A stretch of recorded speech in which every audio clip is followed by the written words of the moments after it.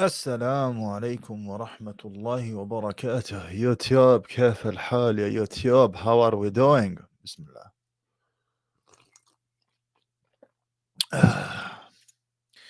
What do you mean, blood sisters? What's going on here?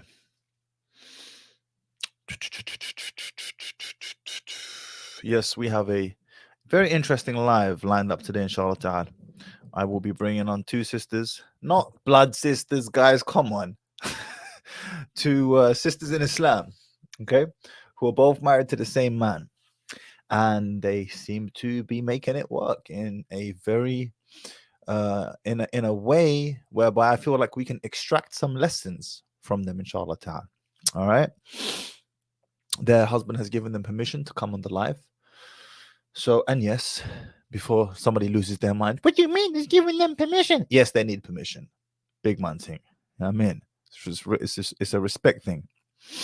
But before we get to that, and before I bring them on, inshallah, I've got a few points that I want to touch on. All right. And before we do that, in fact, you know what? Let's just get this housework done. Wa alaikum assalam wa rahmatullahi wa barakatuh. To those of you in the chat, let me put this up right now. Right. Do me a favor, guys. As you're on your way in, like the video. Barakallahu fikum. Share it on your different chats, your different groups, your telegrams, your discords, your WhatsApp groups, whatever the case may be. Give it a nice share. Give it a nice like, because we're about to get into it, inshallah. Ismail, wa alaikum assalam wa rahmatullahi wa barakatuh, habibi. Cass, Cal, my man, what's going on? Prince Vegeta, what's going on? Right. So, bismillah. Alhamdulillah. I put a post up on my Instagram the other day, and I also shared it as a community post. And I knew that when I share this, I'm going to get a lot of, should we say, negative feedback. Okay, because it sounds like I'm flexing on you.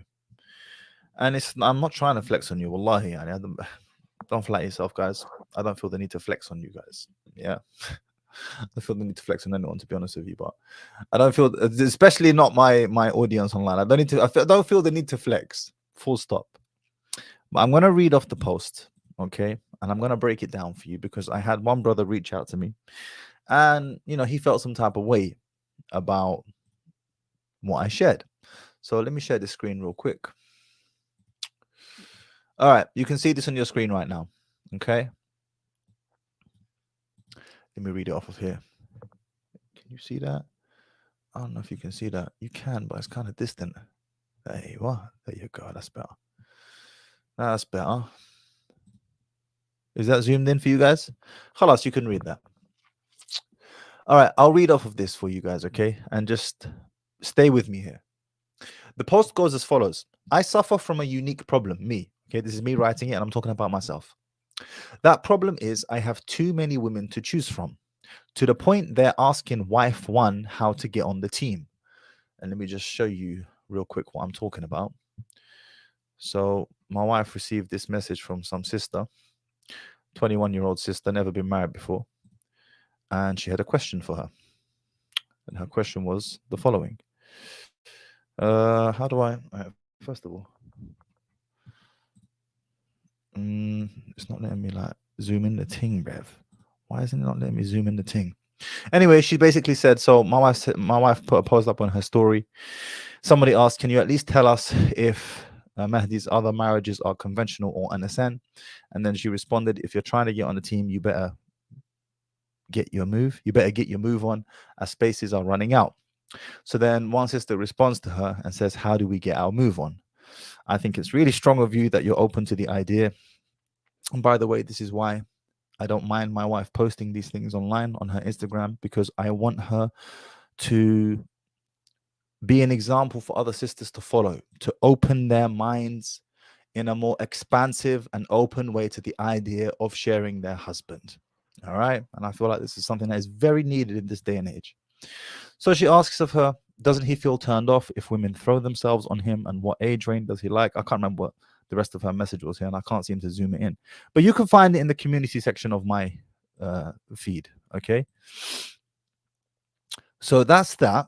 Let's go back up to the original post. So again, to reread that sentence, that problem is I have too many women to choose from to the point they're asking wife one how to get on the team. And this is, I'm not flexing on you guys. Believe me, wallahi, I'm not trying to flex on you. This is the truth. The truth is, it's becoming overwhelming. Yani, how many sisters reach out to me one way or another for the purpose of marriage. Bismillah. To the point now where I kind of flipped the script on these women, and now I'm suffering from the paradox of choice. All right. And I'm already in polygyny. You don't need to know how many wives I got. More than one, less than five. That's my answer to you guys. Okay. But now I find myself in that situation. And I'm writing this post because I want you guys to experience the same thing. Because the truth is, it's a good feeling. In fact, let's continue the post. My biggest flex is that I am not uber wealthy. Yeah, I'm not uber wealthy. So you can't even say women want me for my money. I don't even own a car at the moment. Facts. Now, I know some of you have gotten up to this point and feel some type of way about this. And the reason why I pointed this out, the financial part, is because, we talk about money, muscles, and game, and money is important, don't get me wrong. But I don't lead with my money. I absolutely do not lead with my money at all. At all. And yet still I have managed to find myself in this situation. How? We're going to break it down, inshallah. Now, I know some of you have gotten up to this point and feel some type of way about this. Understandable. But I share this with you because I want you men to experience what it feels like to have this same problem, quote unquote. It's a great feeling. And that is why I and Nabil, shout out to Nabil from Muslim Man, drop so many knowledge bombs on the No Strings Nikah app in the Muslim Man and NSN Brothers group. Now, No Strings Nikah app, as it builds, because it's building slowly, okay? And we have to reach a certain critical mass before we're able, for example, to release the swipe feature and you guys can get what you're really looking for. Although I'm very ambivalent towards swipe features, okay? I feel like it gives you that drug hit that you're looking for. Swipe. Oh, fed up. Okay, let's put the phone down. But it doesn't actually get you what you want, which is a wife, right? So I'm ambivalent towards it. However, I understand it's something that the people want, and you have to give the people what they want, regardless. For most of you brothers, wallahi, I could put 100 bints in front of you. I could put 100 bints in front of you, and you would not convert a single one. Not one. Your game is dead. Your physique is dead. Your social skills are dead. I don't care how much money you've got. You're just dead, bruv. And that's why we have these community groups in there whereby I and Nabil and Afsa as well, but Afsa drops knowledge bombs specifically with regards to physique and getting your body into shape. Afsa is my coach. He's the one who's got me into shape. And I'm going to get to all of that in a moment. And Nabil, shout out to Nabil, by the way. Nabil has been absolutely... You know what? Can I open it here? Let me see if I can open it. Let me just read one of the posts that Nabil has put up, just so that you can get a flavor for what you will find in the community. Open up. Open this thing. Let's find one of Nabil's posts. I'll go here. Let's go down. Let's keep going down.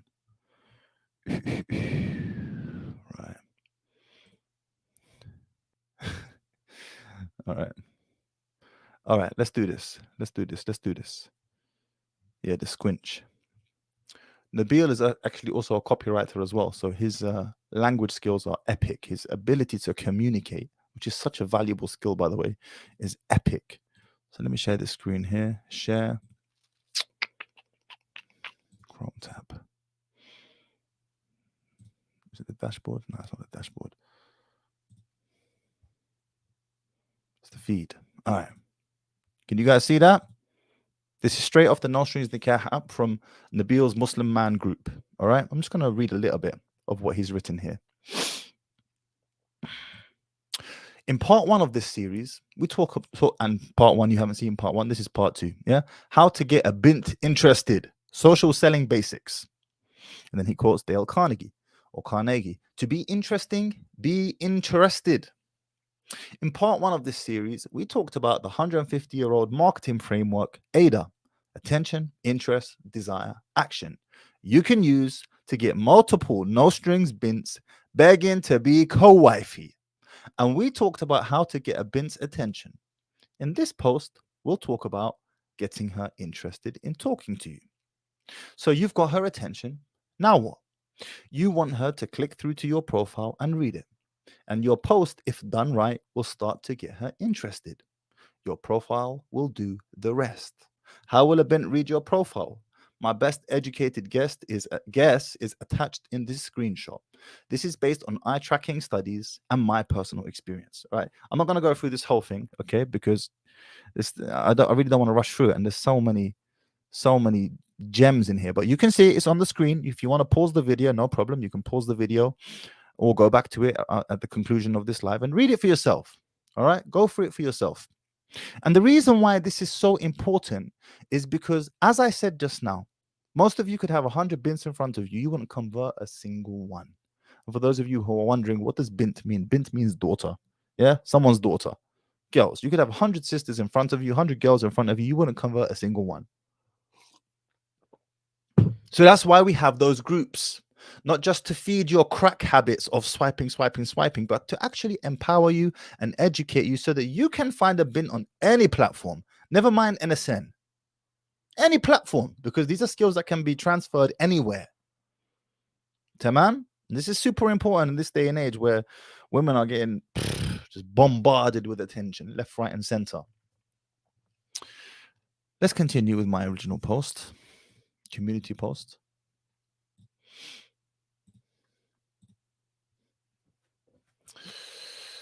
It's hard to have an abundance mindset. And by the way, for those of you who are just hearing of No Strings Nikah now, you can download it on the App Store and Google Play. Start your 7-day free trial now. Don't be cheap. It's $9.99 a month, bruv. If you can't afford $9.99 a month after the free trial, you shouldn't be looking for a wife. Big man thing. All right. Okay, no problem. All right, cool. Sisters will be on 10 minutes, inshallah, which is perfect because I need to get through this. It's hard to have an abundance mindset when you don't have abundance. I was discussing this the other day with, who was I talking about it with? One of my friends that I had dinner with. And I was really deep in it. And I was thinking, you hear this talk, have an abundance mindset. It's hard to have an abundance mindset when you're starving hungry. It's hard to have that abundant mentality when you don't have abundance. It's hard to give away your last morsel of food when you yourself don't have any food. It's much easier to give food away when you've got tons of it. It's much easier to give money away when you have tons of it. And it's much easier to deal with women when you have an abundance of them to choose from. Do you see the problem? So as much as I agree with the abundance mindset, and it does work, it absolutely does work. The less needy and clingy and the more abundant you are in your dealings with her, the more likely you are, ironically, to actually convert on her in the first place, for her to actually do a nikah with you. But it's hard to deal with her with that type of abundance, that nonchalance, that whatever, man, when you don't have any naan bread, when you don't have anything, when you're starving, thirsty, it's very hard.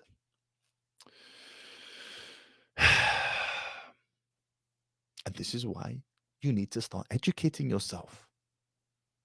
You need to start learning how to, particularly to the single brothers out there, how can I maximize every single different facet, aspect of what I'm doing, including how I present myself online, so that I can maximize my chances of converting with the sister. Because let me be honest with you, bro, the way women are, they just follow the crowd. And that's why a minority of men have access to the majority of women, because you've heard Rich Cooper say it before. I think it's Rich Cooper, or maybe it was Roller, that women would rather share a successful alpha, something along those lines, as opposed to being with a faithful beta. Something to that effect. They would rather share the alpha than be with a faithful beta. And we're not going to go into what's alpha, what's beta. You get the gist. Should rather share that guy as opposed to be with some loser who will be loyal to her. Question is, how do you become that guy? That's the question. Again, it's hard to have an abundance mindset when you don't have abundance. So what the falafel are you waiting for? Don't be cheap. Download now and start your free trial. Or don't. And stick to your bar of soap, bruv. Choice is yours. So that was my post that I put up. And then I had a brother reach out to me and he had some comments to share. And I'll just read off on my phone. I'm not going to mention who it is, but I'll read off on my phone. But his response to me was, and I shared that same community post on my story, on my Instagram story. And he said, fair enough. However, you being 6'3" as opposed to 5'7" helps too. I know you probably don't want to hear it, but it plays heavily.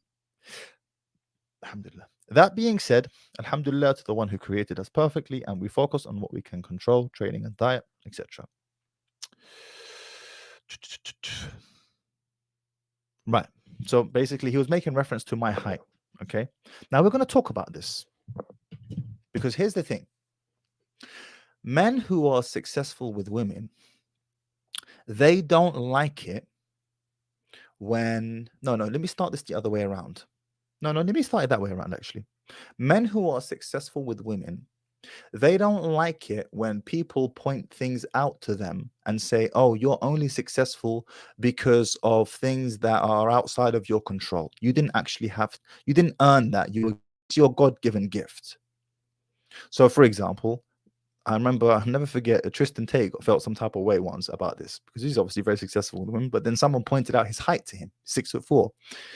And I could tell in his reaction that he felt some type of way about that. Like, how dare you try and attribute my success with women just to my height? What about all the work I've put in? Don't just ignore that. And he's right in feeling that way. But he's also wrong in not acknowledging his God-given gifts. So this is where we have to have balance now.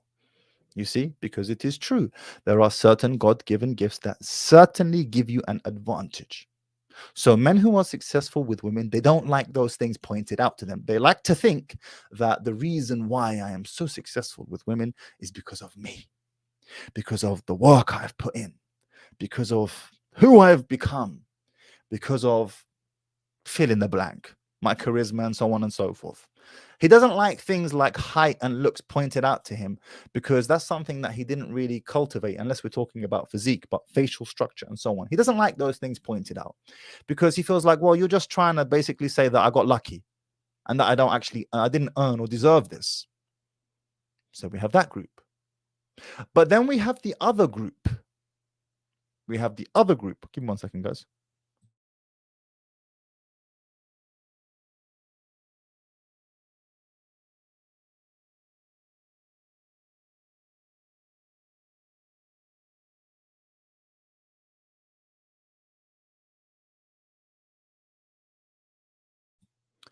And we are back.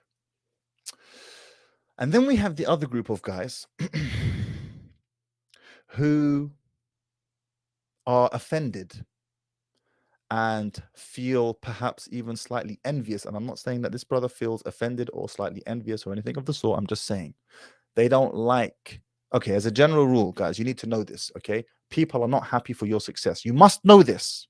This is part of the reason why we as Muslims should conceal our blessings because of the evil eye, ayn, right? Why do we get evil eye? Because people who don't have what you have feel some type of way about that. It makes them... your brightness, your lofty position in whatever it may be, only shines a harsh and stark contrast on their lack thereof. So if you have lots of money, you're going to make someone who has less money than you feel some type of way. If you're ranked number 1, you're going to make rank number 5 in whatever it is, feel some type of way. If you have many women, you're going to make the person or the individual or the brother who has no women feel some type of way. So always remember this and don't take it personally. As a general rule, people are not happy for your blessings. There are exceptions to this, but they don't matter because they are exceptions. And those who are happy for you tend to be individuals who are doing as well as you or better than you. So that group of brothers, they your success only serves to shine a bright contrast on their lack thereof, and then they try to cope by making themselves feel better, because nobody likes to feel inferior. And all this knowledge, guys, I have absorbed from reading 48 Laws of Power so many times. Nearly 10 times I've read that book cover to cover. I know that book like the back of my hand. Back of my hand. They don't like feeling inferior. Nobody likes to feel inferior. So what do we do the moment we feel inferior? Whether we feel inferior in intelligence, in finance, in height, in looks, in women, in whatever, what do? Well, many of us start to cope. We start to cope. And one of the copes that are used in this example here is, oh, well, the reason why you're so successful with women is because you're tall. Don't ever forget that. It's because you're tall. And they're right and they're wrong at the same time. How are they right? Well, it's no secret, guys, that women have an affinity and attraction to tall men or taller men. It's not a secret. Okay. At the same time, there are plenty of tall men who are absolutely hopeless with women. So, whilst it is an advantage to be taller, it remains to be answered as to how much of an advantage it really is. And I'll be honest with you, I think you guys who like to point out height all the time, these black pill things, you do so because you can't be asked to do the work on other areas of your life that you could improve. It's just too hard. It's just too hard. So you know what? It's so much easier for me to just cope and say, oh, well, woe is me. I'm short. I'm short. Nothing I can do about it.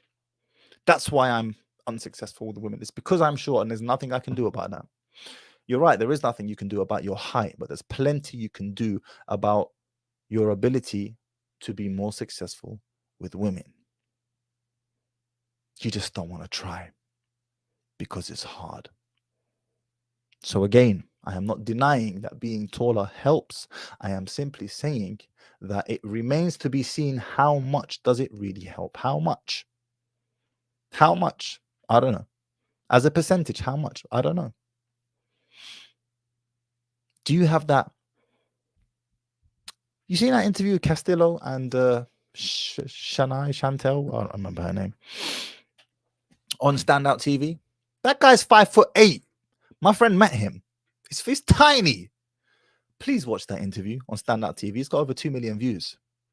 He is the absolute definition of BDE, that man is. If you don't know what BDE is, I ain't going to translate it for you. You're going to have to find out yourself. But he is the walking embodiment of BDE. But he's 5'8". Game on another planet. Next level. Disdain the things you cannot have. One part of the interview I remember, she said to him, why do you have gold grills on your teeth? And it's clear that his teeth, like he's got loads of teeth missing. He's like, oh, because my teeth are effed. They're completely effed. And the way he owned his fault and flaw, not only did it not put her off him, it actually made her like him more. You can see it in her face. The way he owned his flaws. He owned them, and he displayed and showed no inferiority, zero, none whatsoever.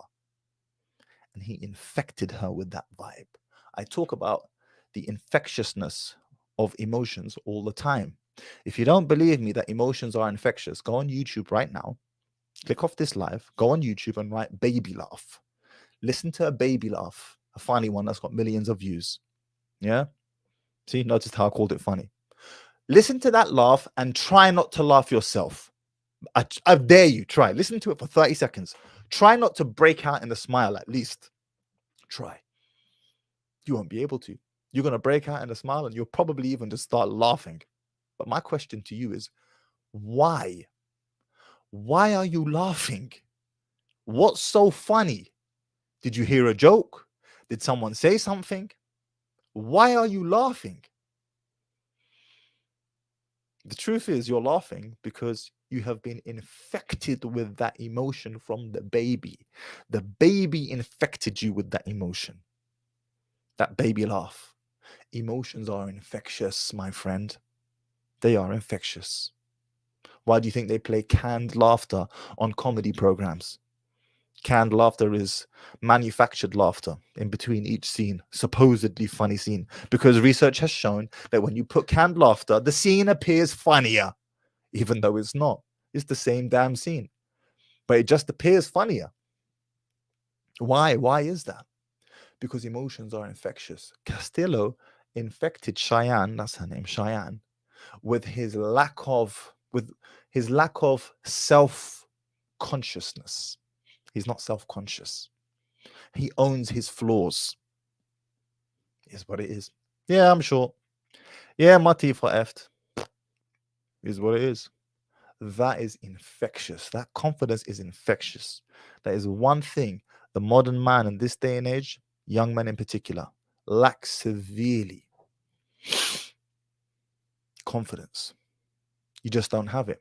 And the truth is, with the exception of a few, confidence is typically, it stems as a result of competence. Some people are just, they've got ridiculous confidence no matter what. But generally speaking, confidence is born as a result of competence. The reason why the majority of you who suffer from low self-confidence, the reason why you suffer from that is because you're not competent in anything. You're useless. You're a sack of potatoes. You're less than a sack of potatoes. Okay, maybe you're broke right now, but you're fat. You're out of shape. You play PlayStation all day long. You're a joke. You are a joke. You are a disgrace on top of that. The things that are within your control, you choose not to do anything about it. You are a joke and a disgrace. You deserve to have low confidence. And that's why on the NSN app, on the No Strings Nikah app, AFSA has an entire fitness section. And by the way, shout out to the 6 of you. AFSA told me the other day, 6 members on NSN have started diet plans with AFSA to get themselves into shape. Salute. Because guess what? Who would have known? Being in shape actually makes you more attractive to the opposite sex. Good Lord. This is groundbreaking stuff, guys. You've tuned in to listen to me at 11:30 to share this UK time, to share this groundbreaking information that being in shape, not having a belly, being muscular to some degree, and in shape and well conditioned is actually makes you more attractive to the opposite sex. Who the hell would have known? Jeez, we are really sharing some groundbreaking stuff today, bruv. You make me sick. You make me absolutely sick. I shared a before and after photo. It was a back shot, my back, on my Instagram the other day when I was 292 pounds or 294 pounds, and now 226 pounds. Yeah, it's a big drop. And somebody responded to my story, but you were fine before. You know, I saw that. You were fine before. I had an allergic reaction. And by the way, I got to that size, although I was carrying a lot of body fat. I've never got, just use my words carefully. I've never gotten fat out of laziness. It was strategic. I was a heavyweight strongman competitor, and I was too light for my class. I needed to put on weight. I needed to put on muscle, and part of putting on muscle fast requires you to put on fat. It is what it is. It's the game. So I got to that size just by virtue of necessity in order to be competitive in my class, in the heavyweight class. He said to me, "You were fine." I know I was fine, bruv. Fine's not good enough. Fine is a failure. Fine is a failure. I am allergic to these words. Absolutely allergic. Allergic to them.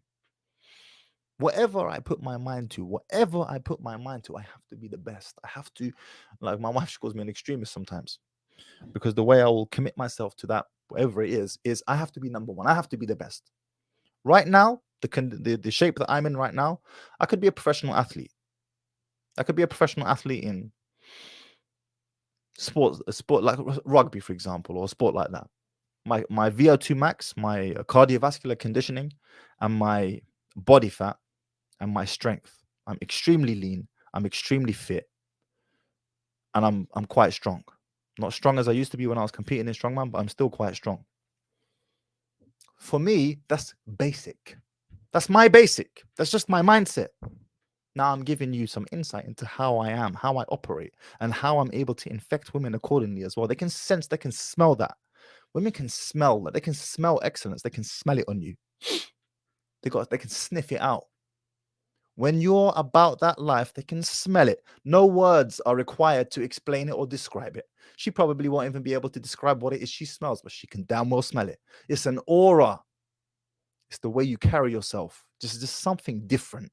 There's something different about this guy. He just carries himself differently. He's got an unreasonable amount of confidence. There's something different about him. And you can start your own journey.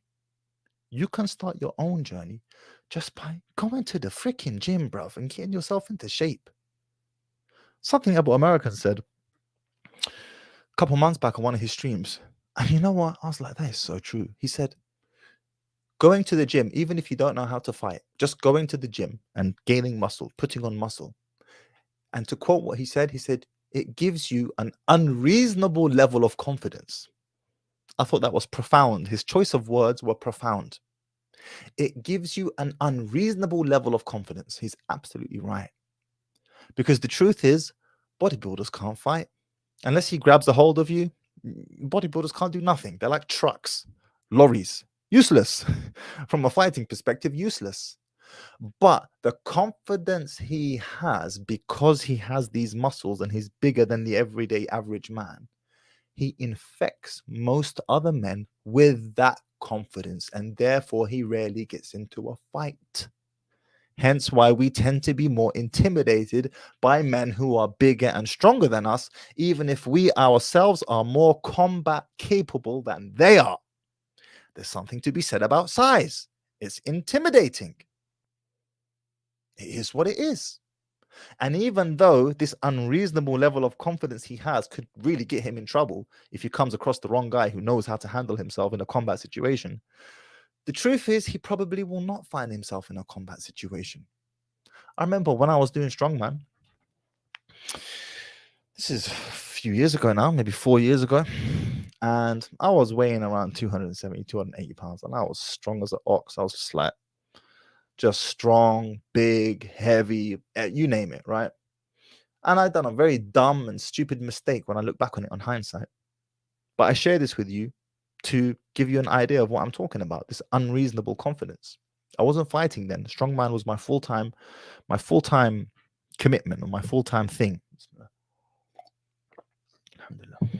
And I got into some petty road rage beef with some guy in a big like Ford F350, one of those big Ford trucks. And neither of us would give way. And my ego got the better of me. And he got out his car and I got out my car. It's utterly ridiculous. Yeah, so stupid. Anyway, I walk up to him and I literally, because my wife was in the car next to me, she remembers, I literally pick him up like a sack of potatoes and throw him in his car. And the truth is, the reason why I threw him back into his car is because I didn't want to hit him, because I had enough self-awareness to know that this is not worth hitting a man over. I could go flipping, I'll definitely get arrested and maybe even go to prison. So I had at least enough self-awareness not to do that. However, I picked him up like a sack of potatoes and just threw him in his car like I'm throwing luggage. He never came out. Now, I don't know if that man's a killer. He might be an absolute killer. I don't know. Maybe he is. I don't know. I doubt it, but I don't know. Maybe he's some lethal weapon. But I infected him with an unreasonable level of confidence. And the truth is, he's probably not. Probably just your average guy, right? But he didn't even come back out. And I didn't hurt him. Remember that. I just picked him up like a sack of potatoes and just threw him in his car. That's it. He didn't come back out. And he gave way. And I carried on my day. And all was well. And alhamdulillah, because I want to go to prison for that stupidness. I'm not telling you to do that. And that was really dumb of me. I should have just just let it go and drove on. But my point is, when you train, even if you don't fight, AbuAmerican is absolutely right. You get this unreasonable level of confidence. And that confidence that grows inside of you, it starts to infect others around you, men and women both. Men and women both. Shout out to you, Cal, my man. Cal's on the Edison app. Allah barak fika, habibi. Steel is forged in fire. Adversity leads to triumph. Absolutely, bro. Absolutely. Unreasonable confidence. You will infect them. So, whilst I acknowledge and accept that there are certain things out of your control, namely height and looks. Well, looks are somewhat in your control as well, by the way. When you're fat, your face is fat. I should pull up my pictures actually. When I was heavyweight strongman, my face was like a moon. It's like a flipping moon. You can see now. You can see like my jaw and stuff now, right? Well, you can't really see it through the beard and this lighting, but it's more chiseled now. But it was like a moon. I had a moon face. My facial structure was out the window. So even if you don't have the best facial structure in the world, it will look better if you get into shape. You lazy sack of potatoes.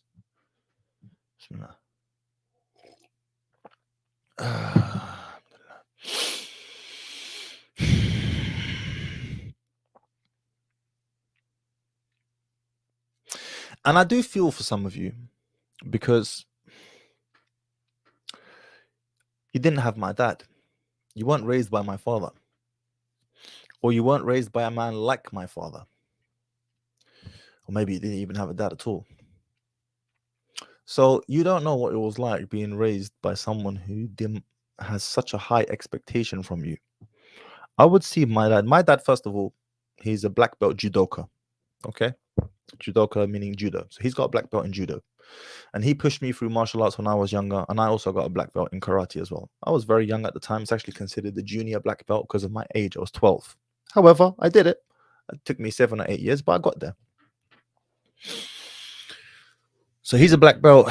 I'm a black belt, although I don't consider myself any belt at this point. It's just too long ago. But you get the point.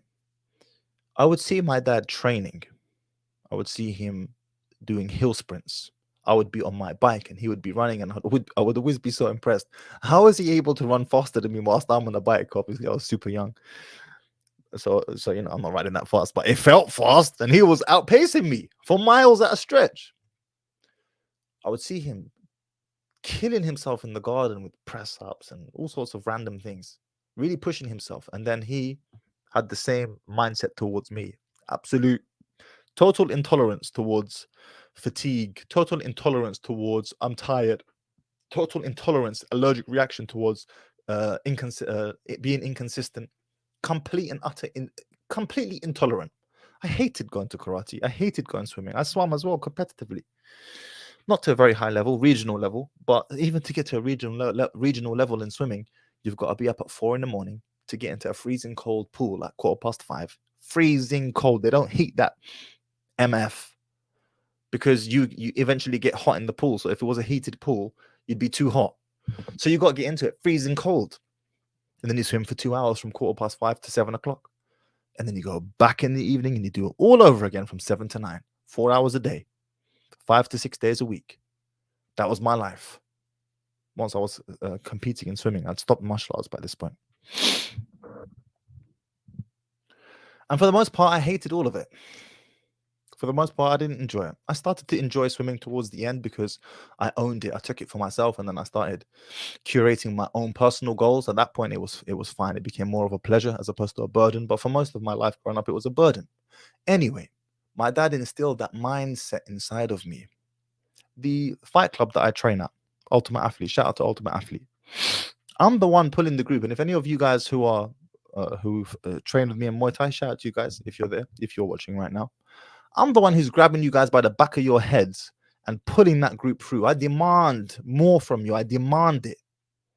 I demand that you leave every ounce of sweat and blood in that club. I don't even like hearing people groan. At the end, we've got like a conditioning workout at the conclusion of our training, and we do anywhere from 100 to 150 sit-ups and 30 to 50 pull-ups, and then we like hold like leg raises and planks and all the rest of it. I don't want to hear you groan. I don't want to hear, oh, I don't want to hear that shit. Shut your mouth. This is basic. Why are you groaning for? Why are you moaning? We're on rep 40. What are you moaning about? Stop moaning. Close your mouth. If you're moaning, it's because you're not fit enough. I don't want to hear that. Be quiet. Train harder. Do more at home. Figure it out. You should not be in pain right now. You're young, you're healthy, you're fit. Why are you in pain? Why are you skipping reps? Why aren't you able to keep up? What's going on? I demand that from the boys. Absolutely demand it. It's just how my dad is, man. It's how I am. I can't help it. I can't help it. It is what it is. You see that attitude, that mindset? You will infect people when you deal with them with the appropriate mindset. Men will want to follow you, and women will want to be with you. Do you understand? Do you understand?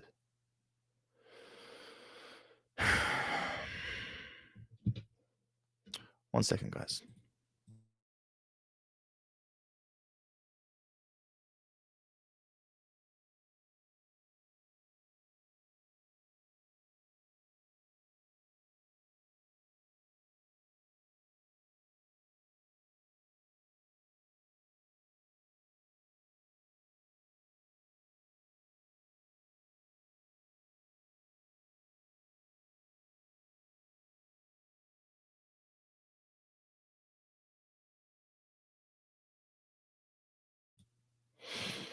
All right, guys. So what we're going to do is this. Whilst we're waiting for the sisters to come on, inshallah, because they were just praying Maghrib, apparently. I'm going to put the link in the chat. Let me just do this here real quick.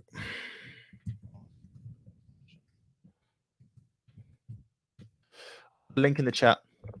You guys can come on and ask me a question if you want to until the two sisters come on, the two co-wives come on. And then inshallah we'll begin that conversation.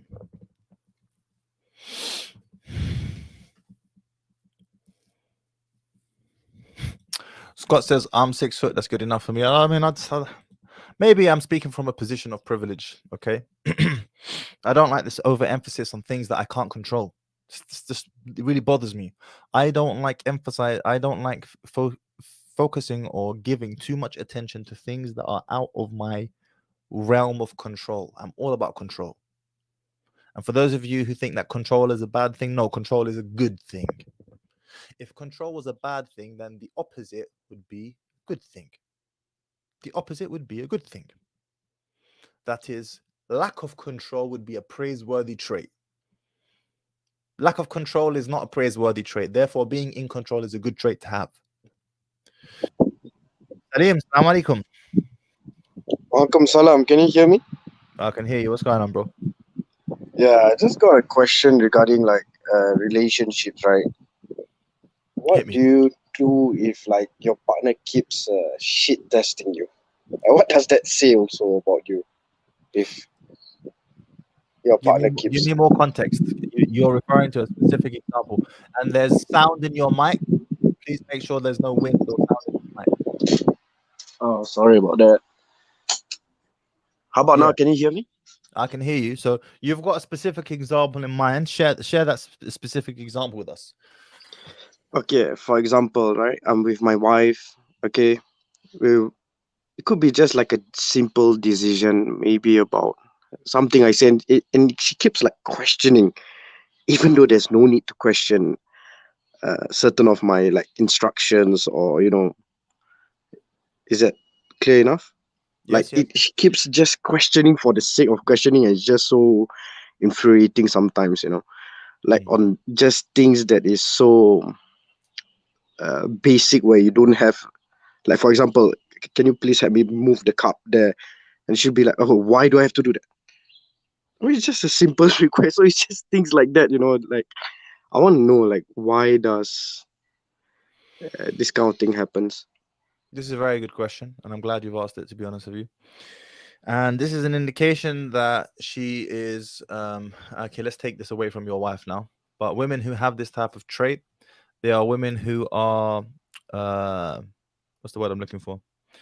Difficult to lead. They don't like to be led. They Hmm. themselves want to lead. They wanna Okay. they have masculine qualities. Now, This could be because she's had some type of negative experience in her childhood with her father. I don't know. I'm just guessing. Yeah, with your with Oh, regards spot to your on. case. All right, there you go. So it could be that she's had a negative experience with her father in her childhood, and as a result of that experience, because it's the first exposure she ever had with a man, her father, and as a result of that, she now has an inherent distrust towards men in general, including her own husband, i.e., Mm. yourself. That could be one thing. Another thing is that she's just disagreeable and she wants to be the star of the show. I find that to be unlikely in this instance here. Whilst I don't know, but you said that you felt like I touched upon something there when I said she had a bad experience with her father in her childhood. Yeah. What, what type of negative experience did she have? So basically, her dad was terribly abusive to her, not to her directly, but it's more towards her mother. Yeah. Let's define So abuse. Let's define that because this word is thrown around, and often the times it's just not abuse. So what does that mean? I would say it's physically and mentally abusive. He didn't hold down a job properly. Like he would get angry at the mother almost every other day. There were happy times in the family also. She would always talk about those times as well. But uh, there are some stories that's so whack. Like I don't want to open up the father's eye fully out here, but let's just say it's yeah, it's definitely physically abusive, and she had to witness that, her being the eldest. Mm. Yeah. So how old are you, bro? I'm about 28, bro. And how old is she? 27. Wallahi, I don't know how you're gonna go about dealing with this. I'll be honest with you, bro, because stuff that happens in our childhood causes some serious, like deeply rooted trauma that is really difficult to eradicate. It's really difficult Mm, to eradicate. Best yani, may Allah make it easy for you, bro. I've known women like this, and I personally have a just complete intolerance towards them. Complete intolerance. So I really don't know what to tell you. How many kids do you have? a zero, none, Okay, well, not yet, not yet. just maybe have her seek some type of therapy of some sort. Because are you a Mm. competent, decent Muslim husband towards her? I would say I'm not 100% on my deen, that's for sure. What does that mean? Are you praying 5 times a day? Not 5 times a day. Okay, you're gonna want to start there then, bro. Because let me tell you something. Mm. Once you start abandoning the wajibat that Allah has obligated us with, then He abandons you, and He leaves you to your own devices, and things start Oh, going that's astray. deep, man. And one of the punishments towards men specifically is in his ride and his wife. If you start committing sins, Allah, from there's many different ways you can be punished, but one of the two ways, common ways, is in your ride, i.e., your car, and in your wife and her disobedience towards you. Specific is very, very specific. So you're gonna want to fix up your salah, bro, because that's for your own sake. I'm not saying that will fix her. I'm not saying that she will somehow Mm. change, but I'm saying definitely you want to do that for your own sake anyway. After that, she needs to get therapy. That's the bottom line because you're not her dad. You're a different man. So Yeah, as the old saying goes, if you don't heal from what hurt you, you will bleed on those who never cut you. yeah. Oh, thanks so much. Yeah, I think I'll look into therapy and definitely improve on my deen and my prayers, especially. But what you said about the father and her, comparing, me to her dad and all that, like, well, those are all spot on, man. There you go, bro. Alhamdulillah. You got it for free. MashaAllah. Alhamdulillah. Oh, Yalla Habibi, look thank up. you so much, brother. Thank you so much. Take care, Habibi. Bless you. Salam. Bless you. Love your stuff. Thank you, Habibi. Salam alaikum. Assalamualaikum. Salam wa rahmatullahi wa barakatuh. On a serious note, guys, yani if Salah, yani you can't play with Salah, man. Can't play with Salah. Can't play games with your prayers, man. You got to pray those prayers on time, all the time. If you happen to forget, okay, no problem. Pray when you remember. If you woke up late, no problem. But I'm saying that the Salah came in, okay, and I'm not a da'i, so I don't want to come across like I'm a da'i, but I'm not. But I have to give you this. If Salah has come in and you are actively choosing not to pray, you're finished, bruv. You're finished. Absolutely finished. The link is in the comments. If you have a question you want to ask, you're welcome to. I will be back in 1 second. You can join back in the chat.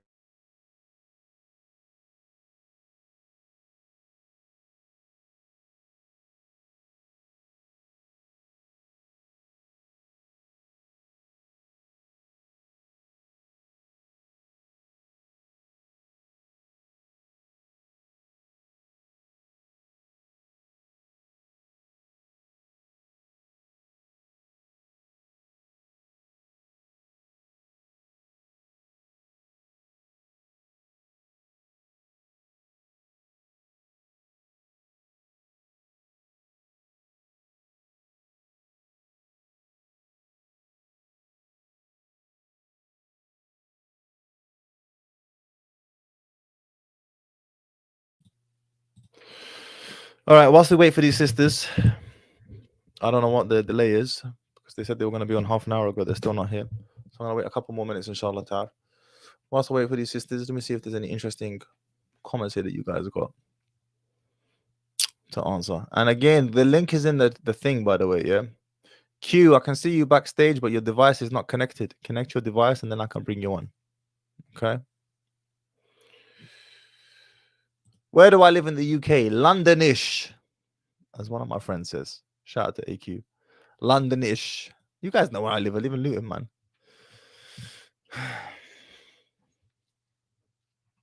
I don't know anything about leg lengthening, by the way. I know nothing about this. I've heard about it, but even if it does work, I would imagine that you would be completely like out of order when it comes to athletic endeavors like sports. That's a madness. Okay, we have the sisters backstage. I'm about to bring them on, inshallah ta'ala. طيب. Okay, let's do this. Bismillah. Assalamu alaikum wa rahmatullah. Walaikum assalam wa rahmatullahi wa barakatuh. Can you hear me? I can hear you loud and clear. How are we doing, sister? I'm good, alhamdulillah. My co is coming. We just had some technical issues. Khair, alhamdulillah. You made it just in time. You made it just in time. Bismillah.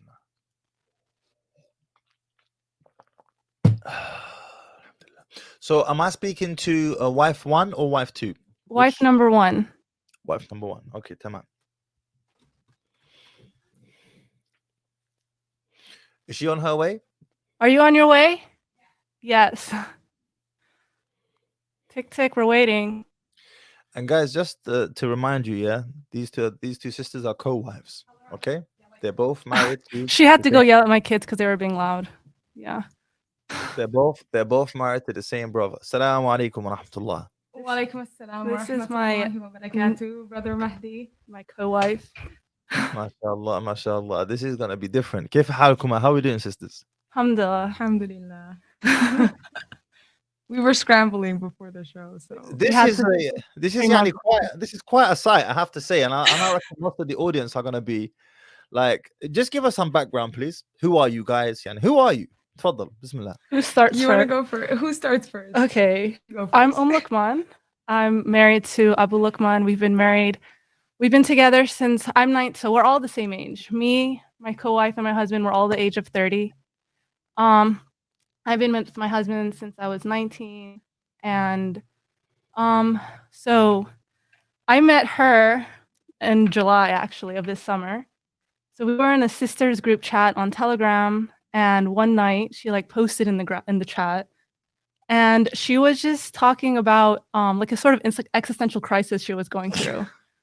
So I messaged her privately on DM, and it was like midnight, and I messaged her privately to answer like a question she had, and I was like, "How about we get on a call instead?" And so she called me instantly, or I called you like on that minute, and we literally started talking from like midnight up until Fajr. We were like on the phone, so we just hit it off instantly. And my husband was like asleep; he was like in a different room asleep, but me and her were like up till Fajr talking, and then the next day we started talking again, and it was another like several hours, and then we just became best friends since then. And then do you want to finish the story? Yeah, I feel like the story is Yeah, just like you has do so it. many facets to it. So yeah, we met on this like group chat. The sister, what was it? The Sisters I forgot some Telegram chat. Yeah, it's We don't need to go into all the details. yeah, so we were talking like on the phone, and she was telling me a lot about her life and her children and like the way she lives, and she like homeschools her kids and like what they do. She's like a stay-at-home mom, and I was like, wow, that's really awesome. And I remember she started talking about her husband, and she spoke like really highly of him. And it was really funny because I was like, you got to be careful who you talk about your husband to, you know, like these girls are going to slide into his DM. And she like literally in her words was like, yeah, I'd like to see these girls try. My husband's really picky, Yeah, right? he has really high standards. So then I started like feeling like her and I were getting closer, and then she sent me like this audio series of her husband's, right? And they were each like 2 hours long, and you know, he's like really passionate about this work, but like no one has the patience to like go through them. But she sent the first audio. She sent the first audio to me, and it was like 2 hours, and she sent it to the whole group. But then I listened to the whole audio, and I was like, "Where's part 2?" Yeah, she was really into the topic. And so basically what ended up happening is she asked me a bunch of questions, and I said, hey, you know what? My husband is the expert on this. Why don't we get on a 3-way call, you and him and me, and you can ask him what you want to know about. So then she started getting on the call with my husband. I was on the phone too, and then they hit it off instantly. Yeah, like he was surprised. He was like, "Wait, Yeah, she listened to my he was she listened shocked. to it." He was shocked because she's my wife is very smart, she's very intellectual, she has a lot of skills. And so they started yeah, they started hitting it off and talking, and it just vibed well. Like we just have so like that's the same what frequency. she meant by like, you know, I like to see Yeah. these girls try, because like they couldn't last like 5 minutes talking to my husband. Yeah. And I remember when he joined the call, I had a lot of questions that like she couldn't answer. And when he got on the call, like we were on the phone for what, like 5 hours, all of us? Yeah, we had to stop just to pray. And then and it became like that. Let me ask you excuse me. Let me ask you a question, inshallah, because this is what's on all of the brothers' minds, which is I can see them in the comments. How, mashallah, tabarakallah, what is it about your husband? Because women react differently according to the type of man that they're with. It's like colors. Yeah, yellow and blue makes a different color to yellow and green, and some colors are better than others. So how has your husband facilitated this environment? And perhaps there is, you know, the credit is on both ends. It's you guys as well. Bottom line, how have you been able to cultivate and curate this environment whereby you two are not killing each other? He just fulfills us both in what we both seek individually in different ways. Like I don't know. He's just him. For me personally, I just know. This is interesting. Sorry guys, I have to talk to you guys right now. The sister just said he's just him. Now, the sister probably doesn't know what it is exactly that makes him this way, but I can guarantee you that he's a man who's got his ish in order, and he infects his wives with that aura accordingly. You know. Yeah, I can definitely. My answer is like he's the smartest guy I've ever met. Literally, yeah, he's very, very smart. He's very patient. He knows what he's talking about. Like, yeah. Okay, so one thing I observed from him, especially from the beginning, like when we like first started talking, every single question that I answered, he answered directly, and he knew exactly what he was talking about. Otherwise, he didn't answer. So he knew his stuff. And the other thing is, you know, he's very stoic. Like, I mean, he just has like he's every like quality that you would look for. I've never met a guy like him. And I've just been with him for 11 years.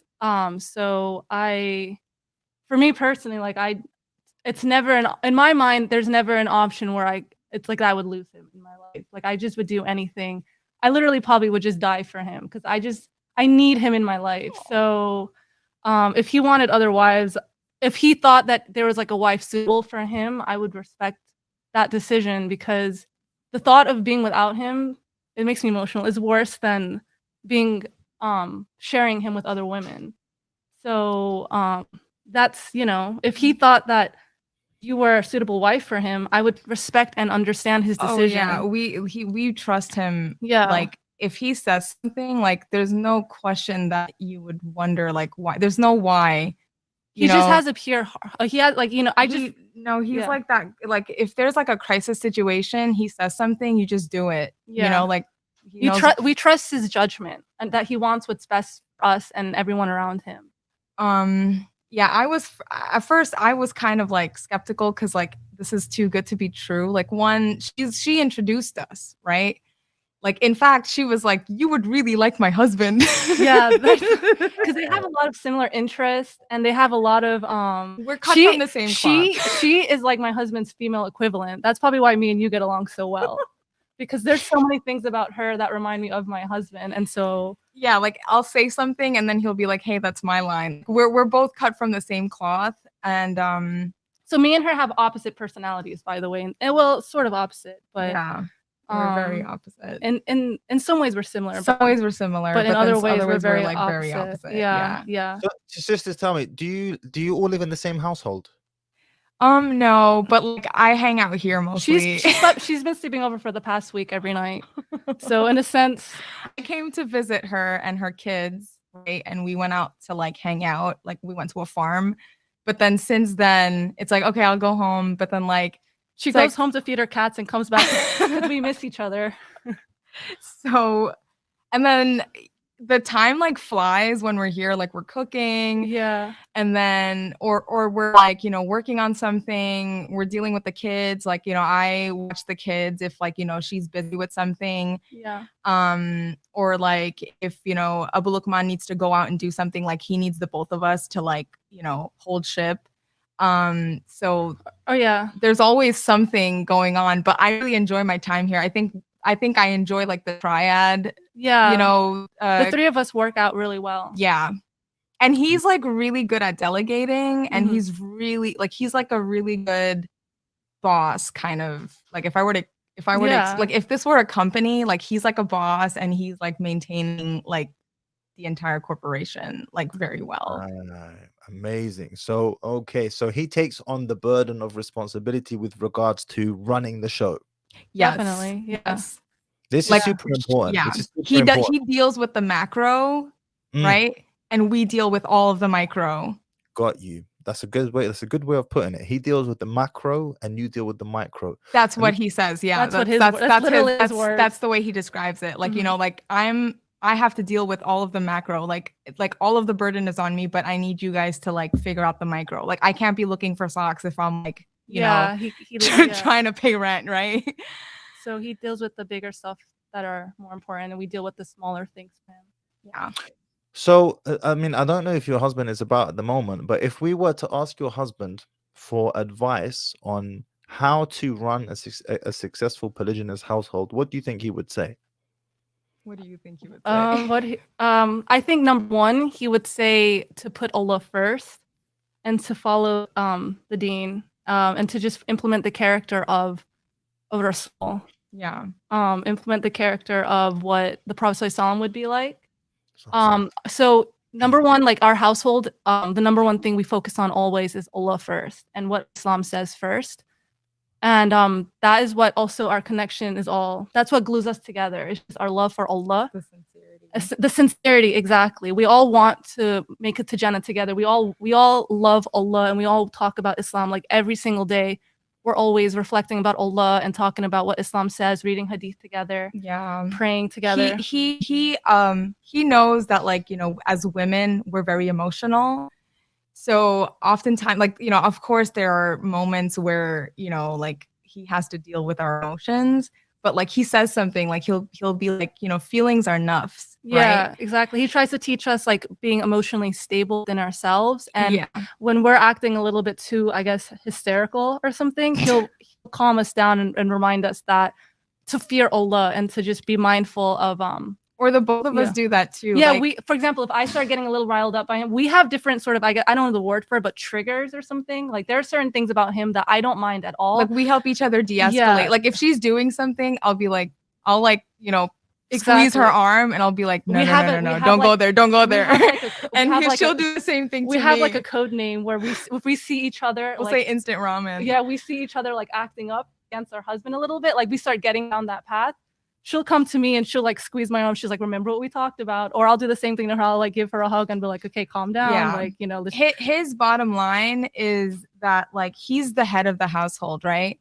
Like whether we like it or not, we have to obey, right?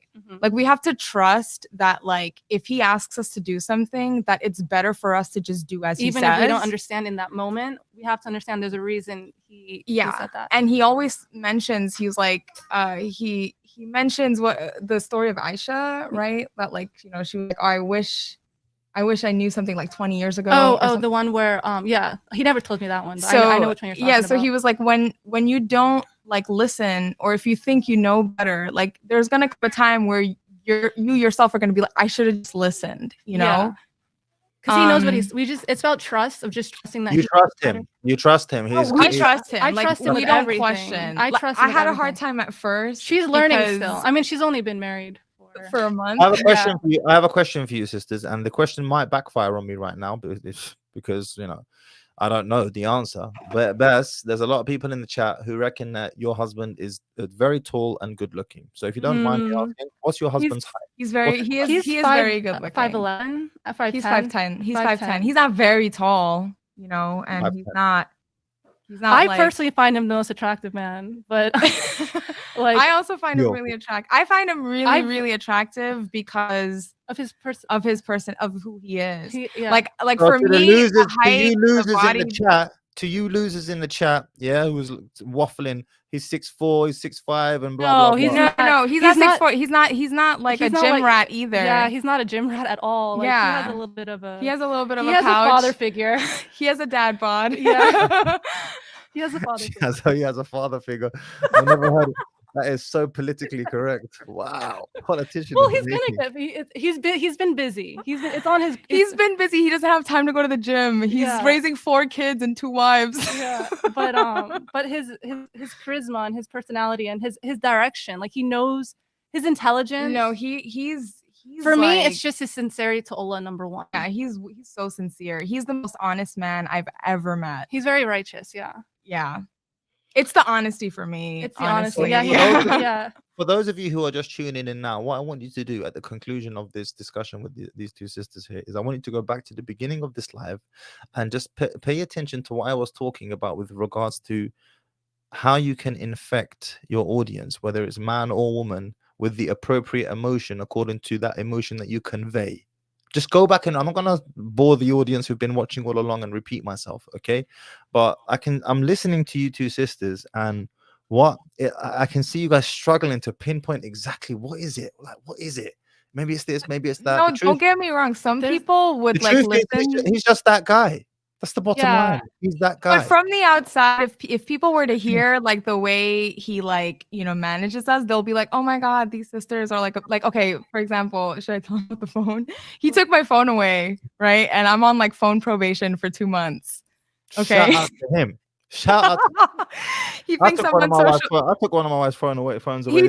He actually took it away, and he got me a dumb phone. Okay, a flip phone. Yeah, he got me a flip phone. He's like, you need a social media detox. Okay, and but like everybody would think, you know, like, oh my God, like, you know, she's being abused. Yeah, on the outside, it might look like we're being. But that abused. same night, all of us were like hanging out, cuddling, and watching a movie together. Like, I didn't need my phone, you know, like.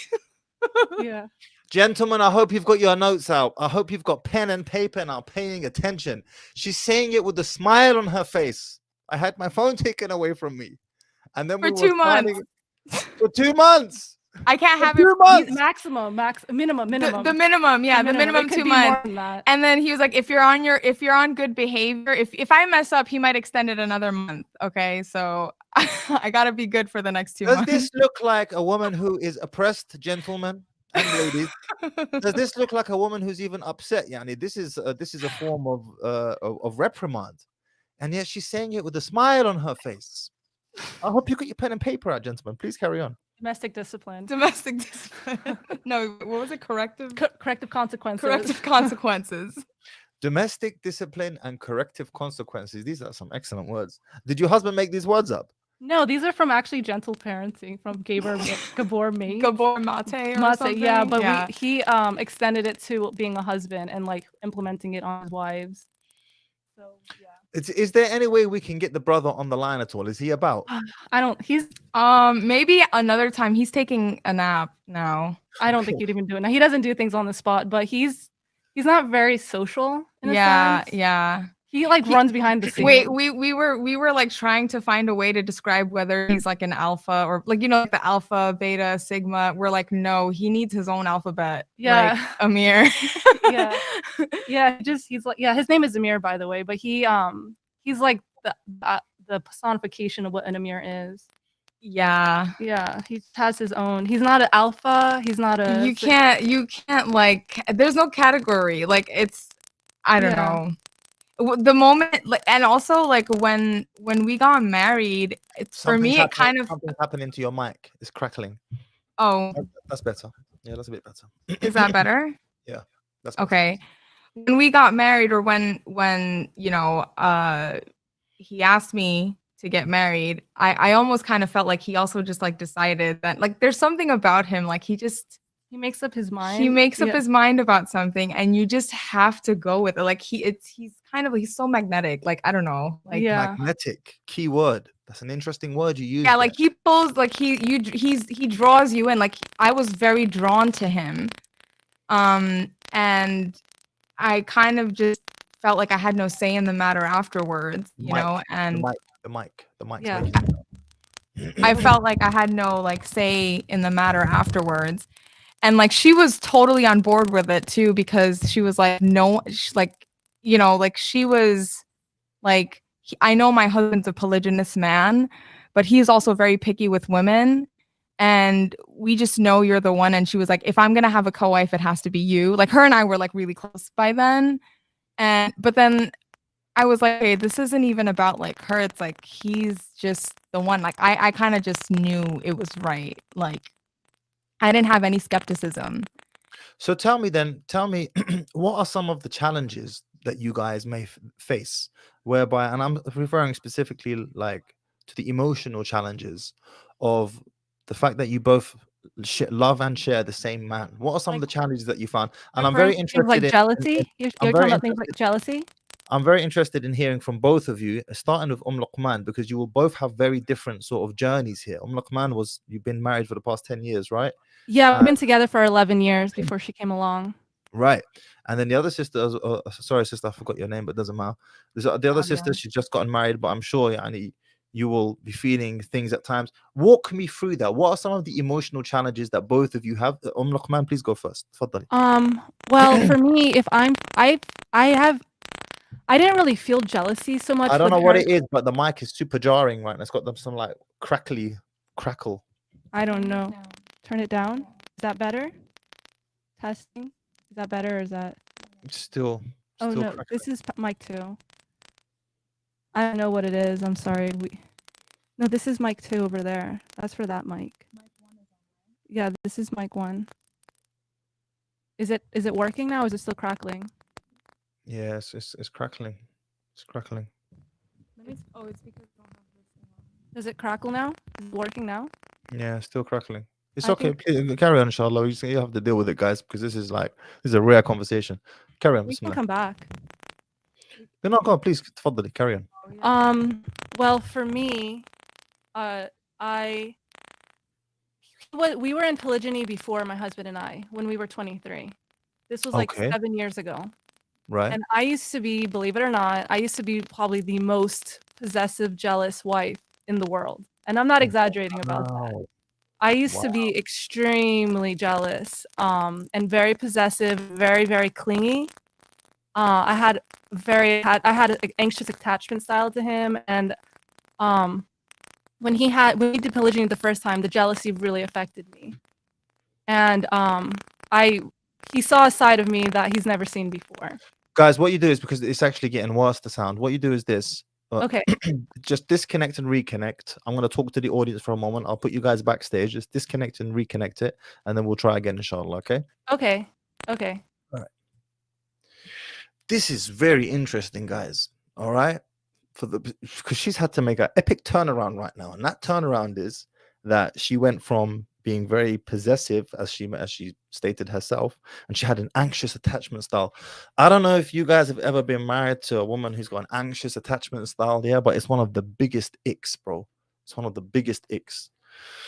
Like it can suck the life out of you. It's draining. It's absolutely draining, and it's usually rooted in some sort of insecurity on the part of that individual. They have some sort of insecurity of some sort, and then as a result of that, they feel the need to try and compensate and fill that hole, that insecurity, with you.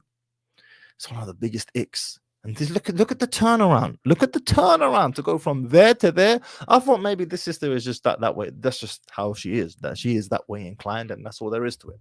You know, because some women are more amenable and agreeable to the idea of polygyny than others. This is just a fact. But no, she had an anxious attachment style, and she was quite possessive over him before. Fascinating, wallah. Absolutely fascinating.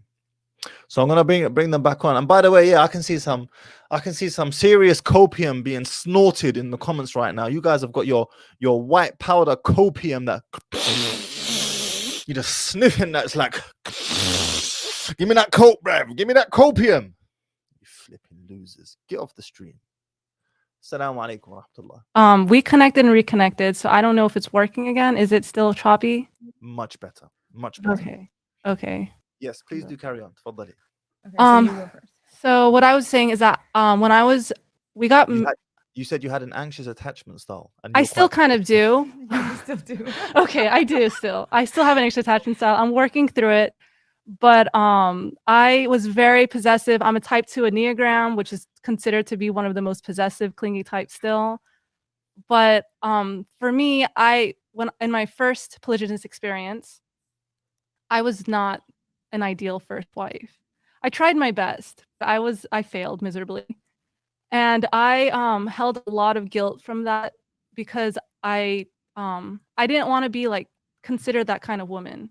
Someone that just didn't submit to Allah. I really wanted to submit to Allah and be pleased with what Allah has given me and what the path in life, He gives for me. And I never want to be a kind that like resists what Allah has legislated and what He has allowed. And I know that Allah allows polygyny, and it's not my place to prevent my husband from accepting other wives. But that was very, very, very difficult for me. And so I started to make a lot of dua to Allah to allow the jealousy in my heart to sort of fade away and to just accept whatever Allah grants for me.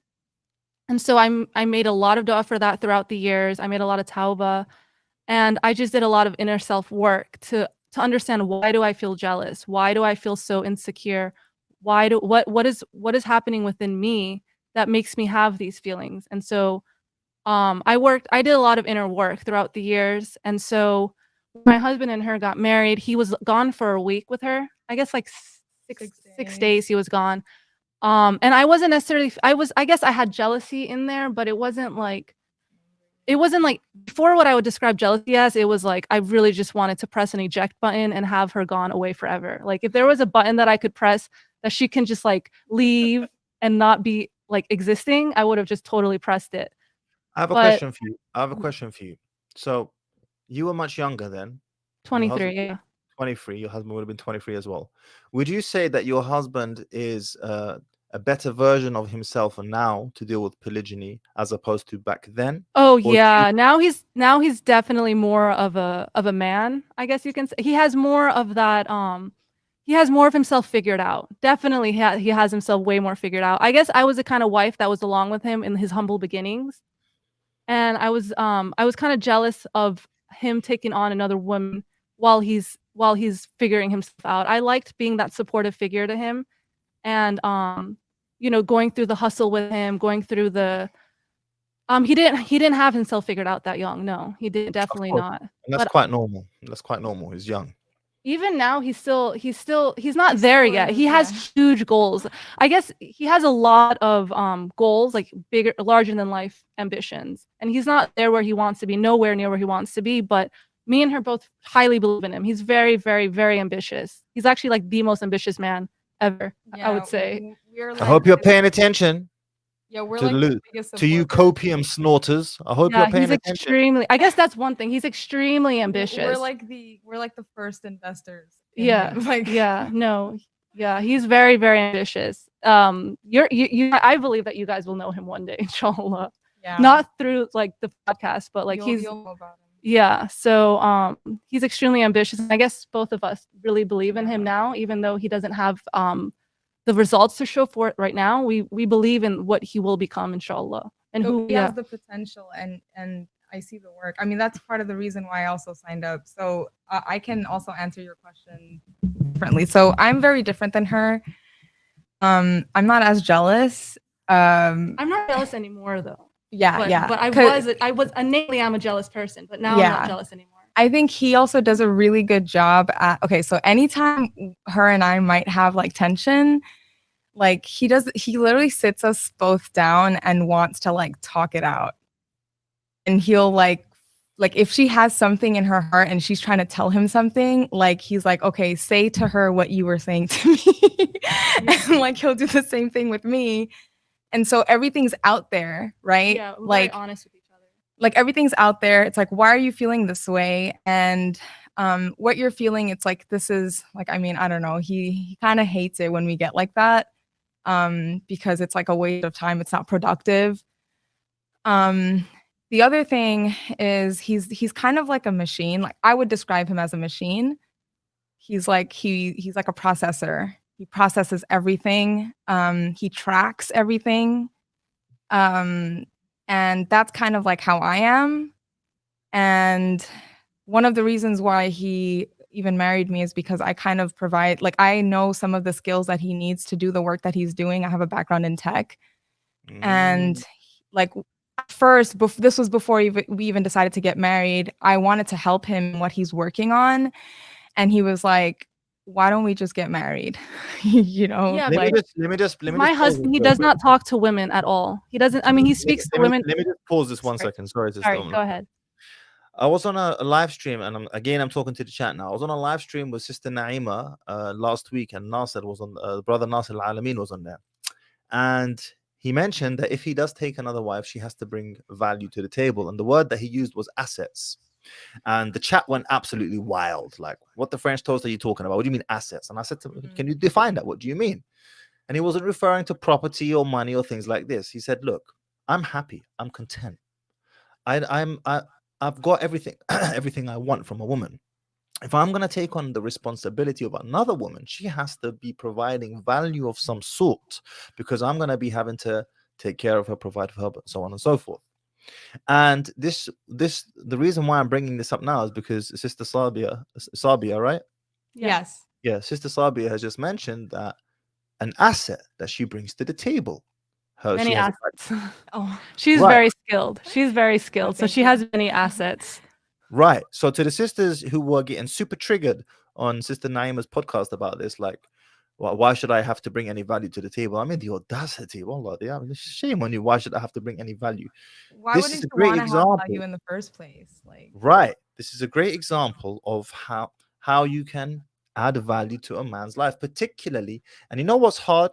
It's one thing getting on the team of a man who is unhappy with his current wife and he's looking for another wife. Yeah, it's easy to get on that team, but it's really hard to get on the team of a man who's content and happy with his wife or wives. That team is super hard to get Oh on. yeah, and my husband definitely he was okay with just me and him. He wasn't seeking polygyny. He was okay with just me and him. He needed to know, like, why do I need to introduce you into my life, and why do I need to be spending on you and housing you? He needs a reason for that. a And purpose. a purpose. Yeah. And I so understand. He had a purpose, and like he So kind shout out to we Nasser all is in the chat. Shout out to Nasser. Yes, please carry on. we all think that this was also like something that came from Allah, because we met at a time where he was also like, I don't know, kind of like the writer's block version of like what he's building right now. And he needed somebody else who was on board with what it is that he's doing and also has the skill set. So I was okay, so by the way, I was working 9 to 5. You know, I was In New York City. in New York City. I was living on my own, and like I kind of like lived my whole life kind of like taking care of myself. So I knew like the ins and outs of like, I was very street smart, and I'm also very tech smart. So when he heard about like how I felt about my position, I was like, yeah, I don't want to, but I have to. I still have to, I still have to live. But I was very interested in the work that he was doing. And when he started asking me more questions about like what my background is, that was very intriguing to him. And he started asking more questions about, well, do you know this? Do you know how to code in this? And if I asked you to start learning this, would you be able to? And so like just recently, like he set me up with like, a monitor. He's gonna get me a Linux terminal. Like, I just started like learning how to like code in Rust and Vim. And, he's very like much looking forward to this. This is what he needed, Yeah. And if he's going to work with a woman, he might as well marry her in order to be in close proximity with her. Listen, and I'm just He isn't. Yeah. just talking to chat right now, guys. Yeah, if you're gonna work with women, let me tell you something. Yeah, if she's not your wife, she's not loyal to the job, bro. I'm just putting it out there. Yeah, if you're gonna take on a woman and try and integrate her into your business somehow, she needs to be married to you. Even Tate said this when he was running his webcam business. It was like the girls that were loyal to me were the ones that I was sleeping with, and the girls that were not loyal to the business and to me were the ones that I wasn't sleeping with. And just the way that it goes. So it makes perfect sense, Yani. Instead of just to hire you, well, I'll just marry you. How about that? Yeah. Yeah. But in general, my husband doesn't chat with women ever. He's very, very like strict on gender segregation in terms of like like one-on-one. So if he was going to be communicating with her also, and she was always on the line. Yeah, I was always on the line and stuff, but it was because I'm not into tech at all. I'm not into these kind of conversations at all. And they had, with the same beliefs in Islam, with everything, it Allah really just, I believe, sent her.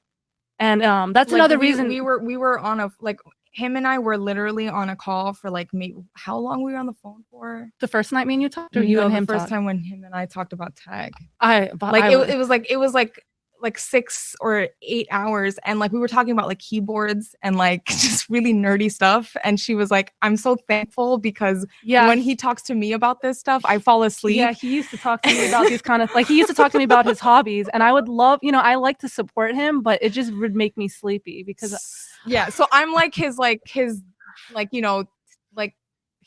nerdy dream girl, that he's always wanted, and I can't provide that. I can't provide the things that she provides, for example. So like he always calls me his comfort. I'm the kind, he calls me like sort of his therapist or his comfort. Like when he has things on his mind, he comes to me and he talks it out, and I'm very I listen to him. Even I don't mind him sort of venting or ranting about his feelings.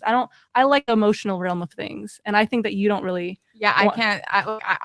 I'm like him though, because he can't, like, okay, so him and I are like too similar to do that.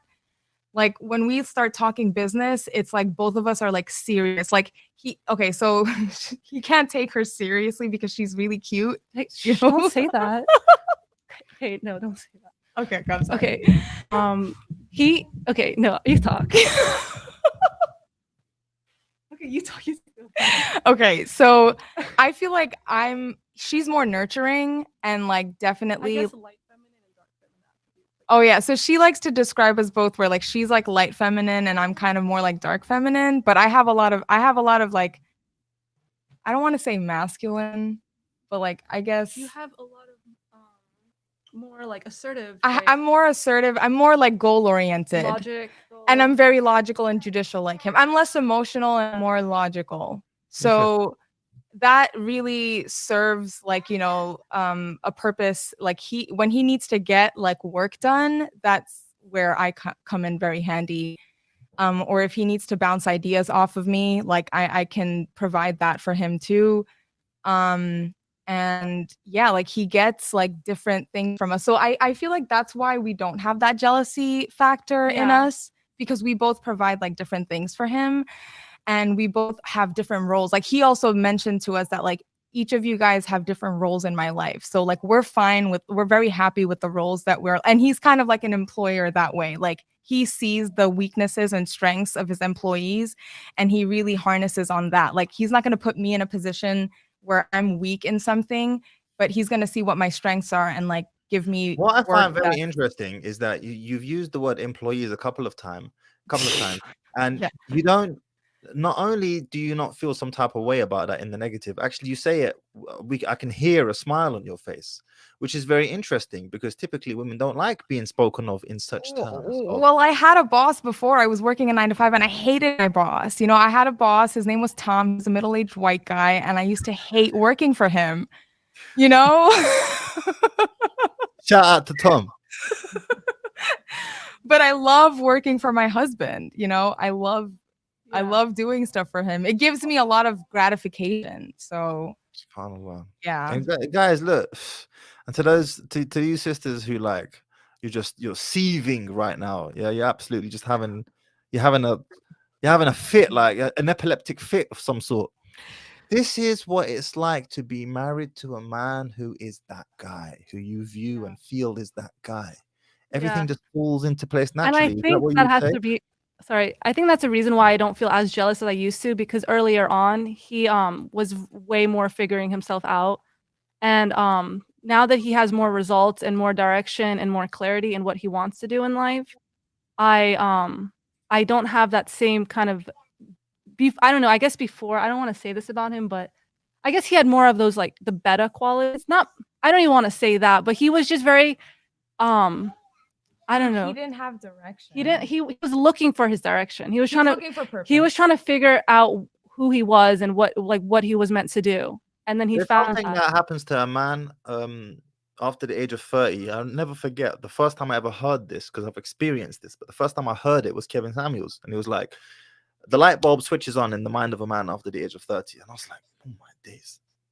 That is so accurate. I don't know what it is, but for sure, a man in his 20s is not the same as a man in his 30s. And once again, a man in his 30s is not the same as a man in his 40s. 40 is the age of of maturity. So, you know, that's a natural progression that happens. And you guys in your instance, you know, it's only going to go up from here, because he's coming. Yeah. He's not even in his prime yet. Exactly. We totally believe in that. We are rooting so much for him. Like we're actually rooting for all like each other, you know, and it's just such a great setup. One thing I also wanted to mention, like he does not waste time arguing with the women. Okay. Like he's not how do we explain, like if he's trying to get something across, it's like we have to be quiet and listen to him. Okay, like not a single word. And it's like perfect obedience. We have to sit down and be like, yes, and that's the only answer he'll accept. But not in an abusive way. I don't want anyone to think he's great. Because her and I will go back into the room and we'll start laughing about it. You know, I'm doing a lot. Yeah, like we'll just support each other. We'll go back. We'll like, you know, mimic him and stuff like that. You know, and like, you know, we think it's cute. You know, because like we find it very attractive that he holds frame. But then at the same time, like, you know, like I'll crack up if she gets in trouble and she'll start laughing if I get in trouble. But then like, you know, we're very lighthearted. Until after you're not so sad anymore. Like if you're like after we get our own emotions out, then we're like supporting each other and laughing. Yeah, and then he's also like, he doesn't hold he's not like, you know, Mr. Rigid mean guy, you know, he's extremely sweet. He's very soft side. He's very kind, you know, he's very gentle. But you know, he's also very rigid. He never lets anyone tell him what to do ever. Yeah, he doesn't like it if you yank the steering wheel, you know. He knows, and also he knows what he's doing, but he's also not like opposed to like ideas and criticism. Like if I think that something can be done better, like it's kind of like, you better know what you're talking about if you're going to come with an idea, right?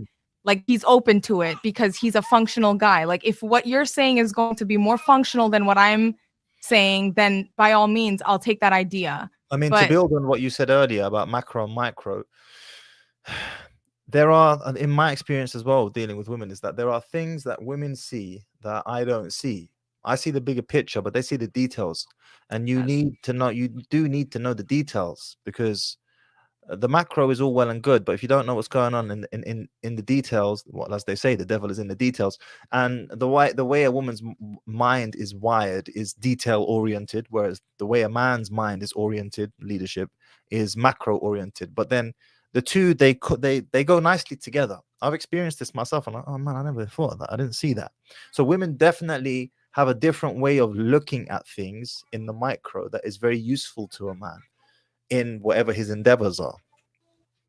Yeah, like he's not intimate. Like I feel like sometimes, especially the feminists will say that a man is like intimidated by a woman who knows a little bit more, but like he's not like that, because he's like, he already knows, he knows better, and like he's the one that's in charge, and he's extremely confident in like his role. So if anything, like he appreciates what we have to bring to the table, and it's not like a competition.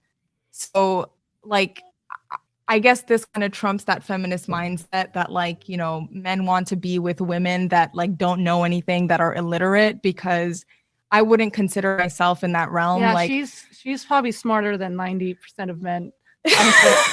She's very talented. She knows what she's talking about too. But the thing is, she doesn't know what she's talking about more than my husband does. Yeah, so that's another thing that really drew me to him. I'm like, you're the first guy that I think is smarter than me. And that's really sad, because of the men that I've dealt with. This is just a very anecdotal thing. I've dealt with very like, you know, inadequate men. And, you know, even my employer, like my boss, Tom, you know, I felt like sometimes I would tell him like, hey, I have a better idea. I think that you could do this way. But then, you know, I would feel like, why is this guy my boss? You know, like I could have done it better. But I really trust him, because he's constantly learning too. Like he's like he's like a self-learning machine.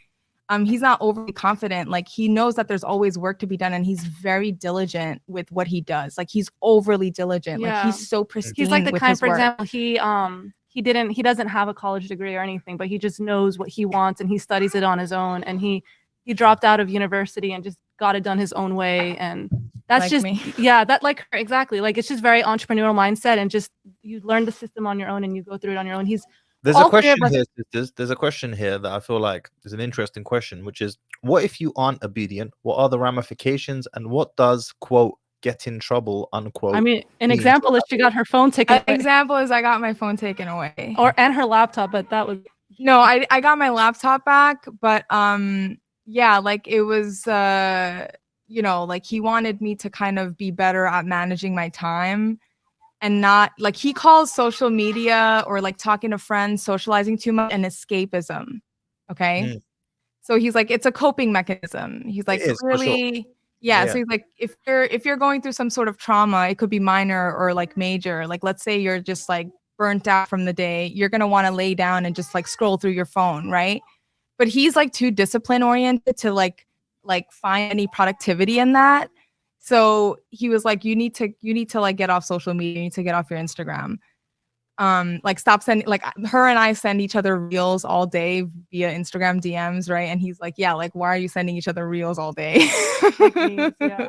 I guess for me, in terms of what if you aren't obedient? Well, for me, I usually am very submissive from the start. I don't like talk. I'm very timid by nature. So I never really disobeyed him outrightly too much. I mean, I don't want to say that either, because when I get very emotional, I could get that way. But he's more so just patient and understanding, okay, you know what? He recognizes that when I get to that point, there's more of an emotional reason of why. Maybe I was just overworked, exhausted. He said something to me in a way that he takes back and apologizes for the way he said it when he could have said it nicer.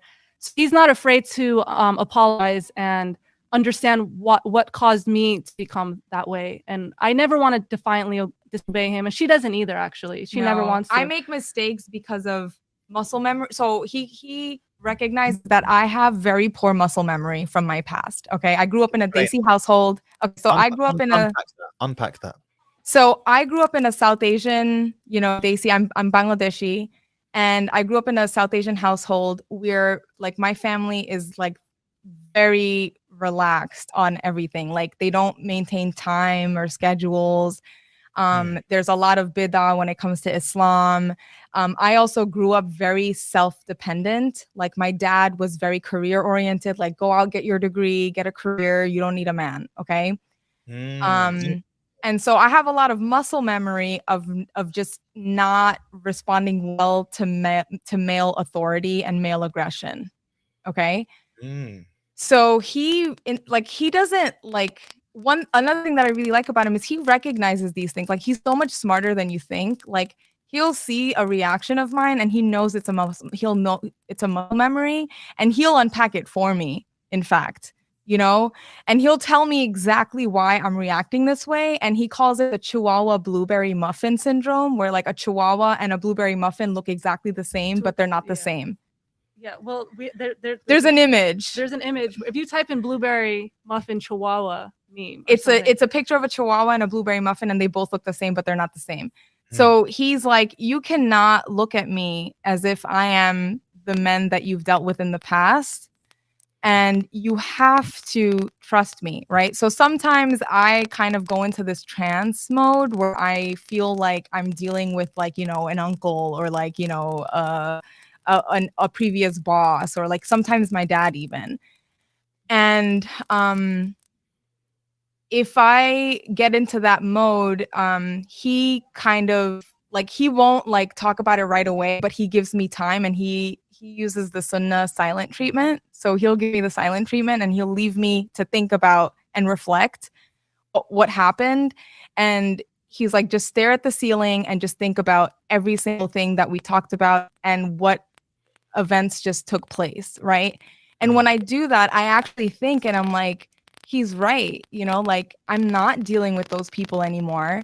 I'm not in that environment anymore. This is a safe environment. He knows what he's talking about, and I'm safe with him. He's providing for me, and I feel protected. If I were to do a trust fall, I can absolutely fall back and trust that he's going to catch me.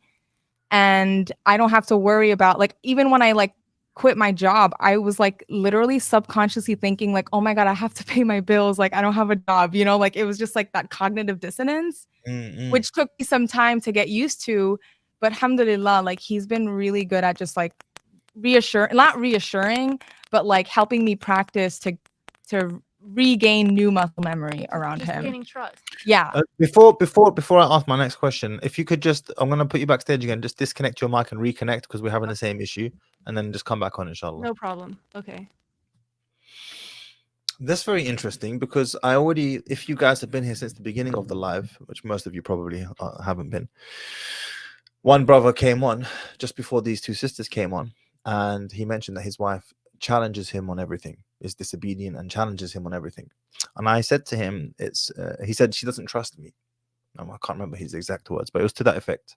And I said to him, it's possible that she's had a tumultuous relationship with the first man she ever had contact with growing up, her father. And therefore, by extension, she just doesn't have an innate trust for men in general. So it's interesting that the sister Sabia is actually consciously aware of this, because most people are not consciously aware of their trauma.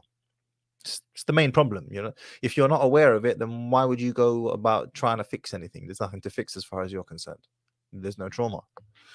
And do me a favor, guys, do me a solid, like the video, barakallah fikum. If you're not already subbed to the channel, what are you waiting for? Sub the channel. I'm going to bring the sisters back on as soon as they've reconnected their mic.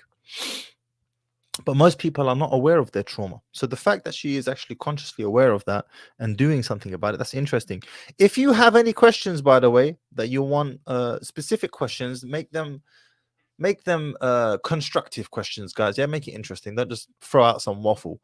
If you have a specific interesting question, well, and number one, any super chat questions will be answered, but I am going through the normal chat and I'm picking out interesting comments of my own accord. So if you do write an interesting comment or an interesting question, I will throw it up there to ask the sisters, inshallah ta'ala. But Allahumma barak, yani, may Allah increase them in khair. It's a beautiful sight. Luqman and sister Sabi, there they are. Okay, khalas, it's connected now. Okay, bismillah. Assalamu alaikum wa rahmatullah. MashaAllah. Yes, it's okay. Oops. Sorry. Hold on. The baby woke up. MashaAllah, MashaAllah. Okay, hold on. You talk. Let me just talk. So So yeah, sister, there's four kids in the house, so it's quite a handful. mashallah, mashallah. I wanted to ask you, Sister Sabia, because you touched upon something interesting, which was you are consciously aware of, I mean, sure, we could call it trauma, but the negative experience you have had of dealing with men in the past, right? And that muscle memory kicks in every now and again. Yes. Who made you aware of this? Were you aware of it yourself, or did your husband point it out to you?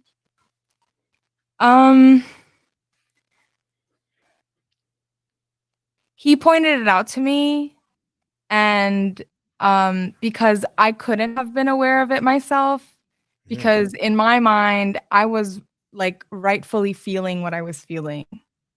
Does that make sense? Like, Interesting. yeah, like I had a hard time like separating events or compartmentalizing. So like if I had an altercation with him or something, it almost felt like I was like speaking to, you know, like all of the terrible men that we've had to deal with, you know, like, and not just me, but like growing up and like witnessing like, you know, cousins or other women kind of deal with men, especially in the South Asian community, like that I grew up. And just kind of like going back into the past. So yeah. And it wasn't so bad like it's not so bad now. But my husband said something really funny. Like, remember when he was like, if anyone's like, they both kind of knew, like speaking to me, that I am a very self-reliant woman, and that like I kind of feel like I got forced into that. You know, like my dad was extremely like principled. Like for him, it wasn't even like, oh, you have to do this because, you know, I'm tight on money, or like, you know, we had a circumstance. Like he was like, we came here to the United States for a reason, so you need to like, you know, get on your feet and like, you know, do something and make us proud. Like that was like my dad's principle. So I kind of felt like, okay, if you want me to do that, I'm going to do that, and I'm going to show you, right? So it was kind of like out of like stubbornness that I did it. And even then it wasn't like satisfying. Like I still didn't feel satisfied like being in that place. So they both knew that like, okay, like this girl, this woman might be highly problematic for most men to want to get married to, because like, you know, she might not deal well with men who are very dominating. For example, if I have to like, you know, be dependent on another man, that might not be suitable for me. And this was like the assumption, but he literally took it as a challenge. He was like, if anyone's going to subdue this woman, it's me. Interesting. I know brothers like that. I know brothers like that. Yeah, who like that challenge. I do know brothers And like he was right. So interesting. One of the questions from Cal is, what ethnic background is your husband, sisters? So my husband is half Greek, half Moroccan, but he was born in New York. He was raised in different places. He lived in the U.S. Until he was like 4, and then he moved to Belgium, and then Greece, and then Dubai, and then back to the U.S. But he's actually a revert. So when he met me, I was Muslim when we met. We met when we were 18, almost 19. I was a Muslim. He was an atheist, actually. So he learned about Islam through me. I'm half Indonesian, half Iranian. So I started practicing Islam when I went to university. And he essentially, I just gave him dawah. He met me through a dawah event. Or he met me through an event, and I went for the purpose of giving da'wah, and he came to me and started asking questions, because a lot of people were asking me questions about Islam. I used to be that kind of girl that like my passion was just talking about Islam. I would talk about it everywhere I went.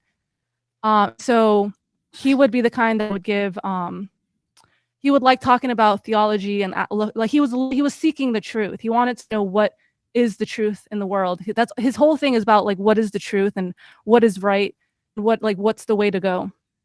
So when he met me, he started asking questions about Islam, and I slowly started teaching him about Islam. And from there, we got married on the day he took his shahada.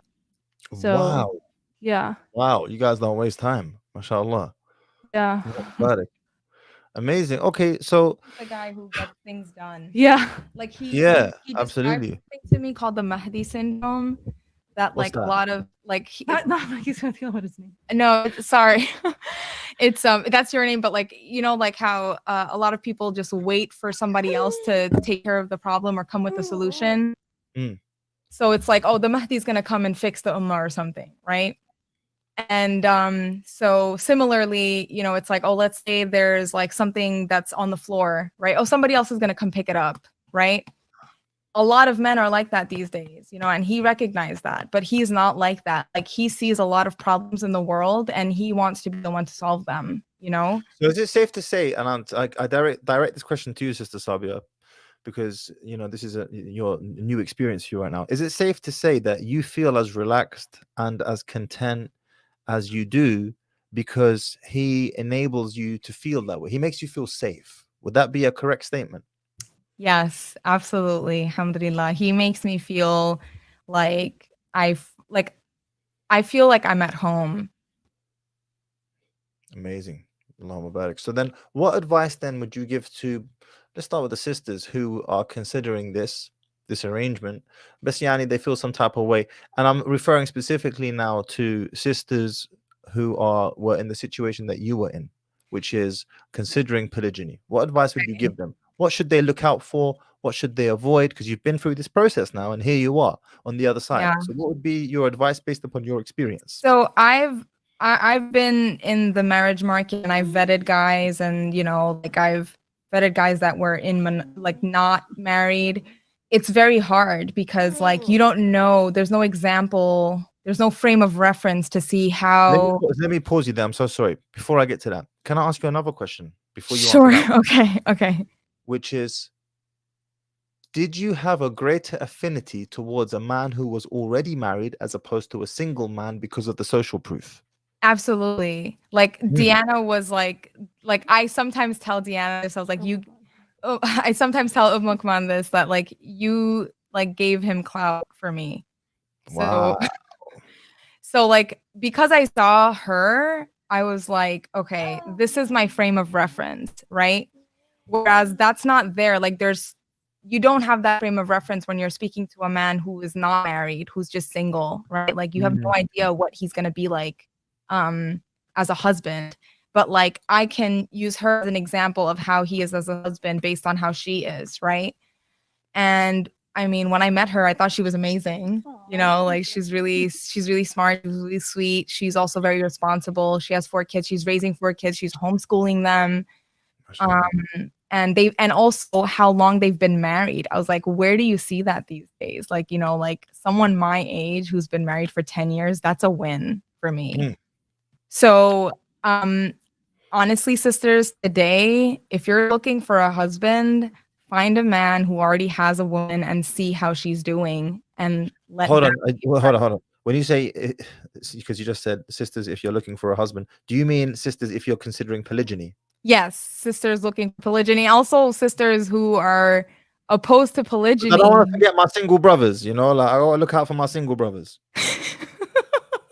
Of course, yeah, that's true. But I mean, maybe okay. Let me reframe that. If there are sisters who are maybe older, or maybe like widows, divorcees, and like might not have so many options, like consider polygyny, because like your pool opens up a lot more. For sure. And like I don't see any like I mean, I don't know, like it's everybody thinks the grass is always greener, but like I kind of like the time that I get to spend away from my husband sometimes. Like, we do like, I like this is not to say that like, I don't like spending time with him, but I think distance is healthy. Distance is healthy. Distance is extremely healthy. I like to spend most of my time. That's something I'm learning about, by the way. I like to spend most of my time away from my women, full stop. That's something I'm learning now. Back, it's just for a couple of hours. Otherwise, it just gets annoying, frankly speaking. But yeah. I used to be the kind of wife that was like always like I could spend like 24/7 with him and not feel bored. But at the same time, I'm learning to have a little bit more self-love, I guess, and learning about my own interests and what I like. Because I went full in on the whole wife and mom thing. Like lost my own personal identity, and I identified myself like being his wife. That was my whole identity. Now I'm starting to learn about my own interests and things I like, and I guess starting like spending time with myself, and that's something I'm starting to appreciate. Whereas before, I would not be able to like for example, when they were getting married, I had separation anxiety so bad that I broke out in a rash because I've never been like She had hives. I had hives because he was gone from me. Wow. I wasn't feeling jealousy necessarily, but I was just feeling extreme Ah. anxiety. But now I'm starting to learn, like, you know, I can appreciate my own time alone and to reflect on Allah. And from this, I'm starting to get closer even more to Allah. And that's something that is such a blessing, because anything that brings you closer to Allah is a blessing. And so I might be losing, in a sense, the feeling of like being with my husband as much as I might feel like I'm losing time with him, but I'm gaining time with Allah. And that's something that I can't ever look back and feel like I regret that decision at all, because hang out. yeah, So, me, like, yeah, we hang out a lot, but we've been hanging out a lot lately. we hang out a lot too. Yeah, he kind of has to separate us sometimes.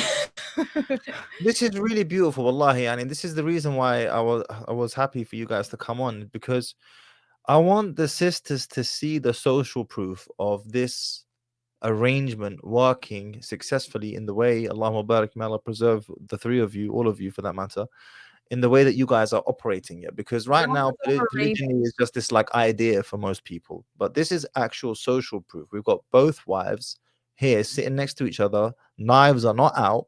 They're not killing each other, you know? Yeah, And on the ladies, drama is overrated. Okay, drama is overrated. Like, just all of this feminism, but like women like want to kill each other. You know. And you know, So I have to say as well, if a woman really does have a good man, a good husband, a good, competent, capable, good man, yani, those type of men they're not very common. So Definitely it not. makes- No, oh, she is like the living proof of like the saying that a Muslim wants for their brother what they want for themselves. Mm. So like I truly felt that from her. Like she also deeply felt that like, okay, if my man is this good and there are women out there who are like struggling to find a good man, I like felt guilty. she's like, I feel guilty to keep him all to myself, Yeah, you know? definitely. Allah. Yeah, Amazing. like I felt guilty like that, she 'cause I knew really that there were women like her struggling, and I felt this kind of guilt of like, how do I deserve him? And like, I felt selfish. I felt guilty. I felt like I didn't want to keep him all to myself, knowing that he could do so much for other women. And I love my sisters in Islam, but they just need to be someone that he finds valuable, and he definitely found value in her. It's not like he would just marry anyone. It was just that he also had his own standards. And so it was really a blessing from Allah. All of this, I really believe that it was from Allah. Alhamdulillah. Alhamdulillah. And to direct the question to you, Luqman, which is, what advice would you have for sisters who have been married for a long time with their husband in monogamy, and now suddenly he is considering polygyny? What advice would you have for them? My advice is that submit to Allah, one, and to question yourself of what is the issue you have with this. You cannot prevent, you might think something is bad for you, but from it actually, like, if Allah wills it to happen, it's good for you and you don't foresee it yet. You need to learn to trust Allah. You need to learn to have tawakkul, know that there's goodness that will come from this, even though you might not see it and you might not understand it. There's something that you will learn. There's something that you will gain. There's some kind of provision that you will get. So I would just recommend, like, just look inward and reflect about what is preventing you from submitting to Allah. What is preventing you from being really hesitant or reluctant to it? Maybe it's something maybe you have low self-worth in some degree. Because for me, the first time, it was like, I felt like if my husband married another woman, I felt like I identified so strongly with being his wife. I felt like I was losing my own identity if he had to get another wife. So I had to look inward and say, why was I so codependent on him? Because I was extremely codependent on him. I was extremely like I'm very impressed that you broke out of this. You know, most women don't ever break out of that, and then when their husband does marry again, I really have to say it was with the help of Allah. I had to do a lot of self-reflection. I had to do a lot of, I honestly, like, my number one things, I just really want to do what Allah wants for me, because the ultimate goal is Jannah. So I could have gone the route of just really not accepting it. And honestly, I believe my husband would have, in a sense, not wanted. It could have been ugly, because he also really loves me and he doesn't like to see me hurt. and he doesn't like to do things that hurt me. Mm. So I think he also would have had a lot of trouble with getting another wife if he knew that it would really hinder my relationship with Oh. him. But I just Your friend has a question here. From okay. Yusuf. How would you feel if your husband adds 1 or 2 more women? If she was up to the caliber of us, sure. But I don't really think that that's possible right now. But we'll see one day, inshallah. They gotta pass the. You have to pass he calls it the filter. So I Yeah. pass the filter. Yeah. But he's like, you have to pass the filter. He does a lot of vetting. He's like a silent vetter. Like he won't say anything. Like he like hustles in silence, you know? So yeah, like he's very picky. He's extremely picky. So if my husband adds 1 or 2 women, I honestly, first of all, I believe he would without our discussion, all of us deciding if this is better for us. He wants to know that the top priority for him is that everybody gets along. So it feels like if he did add another woman, you would trust his judgment in the first instance. Absolutely. Yeah, he never does things If he picked selfishly. us, like he's gonna pick someone like he's not like we have confidence in his choice. Like he has good taste, you know, not to brag or anything, but like he's also like the truth comes first, right? So he looks for like, you know, core principles. Once again, like they need to be amicable. So like if, for example, his condition for me like is that I never infringe upon her rights and that she doesn't infringe upon my rights. And so if he were to bring like another woman, but like, you know, she's just as obedient to him and like is on board with all of the rules and everything, like we would be fine with that. But like he would have an issue with like, you know, if we weren't getting along and if it was like, you know, wreaking havoc or like, you know, she's causing problems or something, then yeah. So, but we also trust him to do really good mitigation. Like he's really good at mediating and like finding solutions. Like if there's an issue, he's the one with the solution. So, sisters, I really appreciate you guys coming on. I'm gonna end this stream here, inshallah. This has been very eye-opening and enlightening. I think in fact I'm gonna chop this up as a separate video because it's so important for the sisters in particular to see this. Now look, brothers, I'll say to you this is not a free pass for you to just marry willy-nilly, because you do have to be that guy, right? And if you just join in the stream now, just remember, go back and see how these 2 sisters have been talking about their husband, and you do have to be that guy. Yeah, he's definitely a special man. Yeah, you got to be that guy, honestly. Jazakumullah khair, sisters. It's been a pleasure, and please pass on our salam to your husband, and we'd love, he's got an open invitation to come on whenever he wants, inshallah. Inshallah. We'll see. We'll see. Okay. Tamam, inshallah. Jazakumullah khair. Assalamu alaikum wa rahmatullah. Wa alaikum assalam wa rahmatullahi wa barakatuh. That was different, guys. That was different.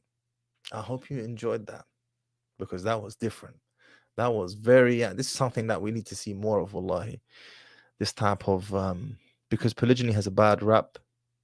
You could make an argument that a lot of men do it badly.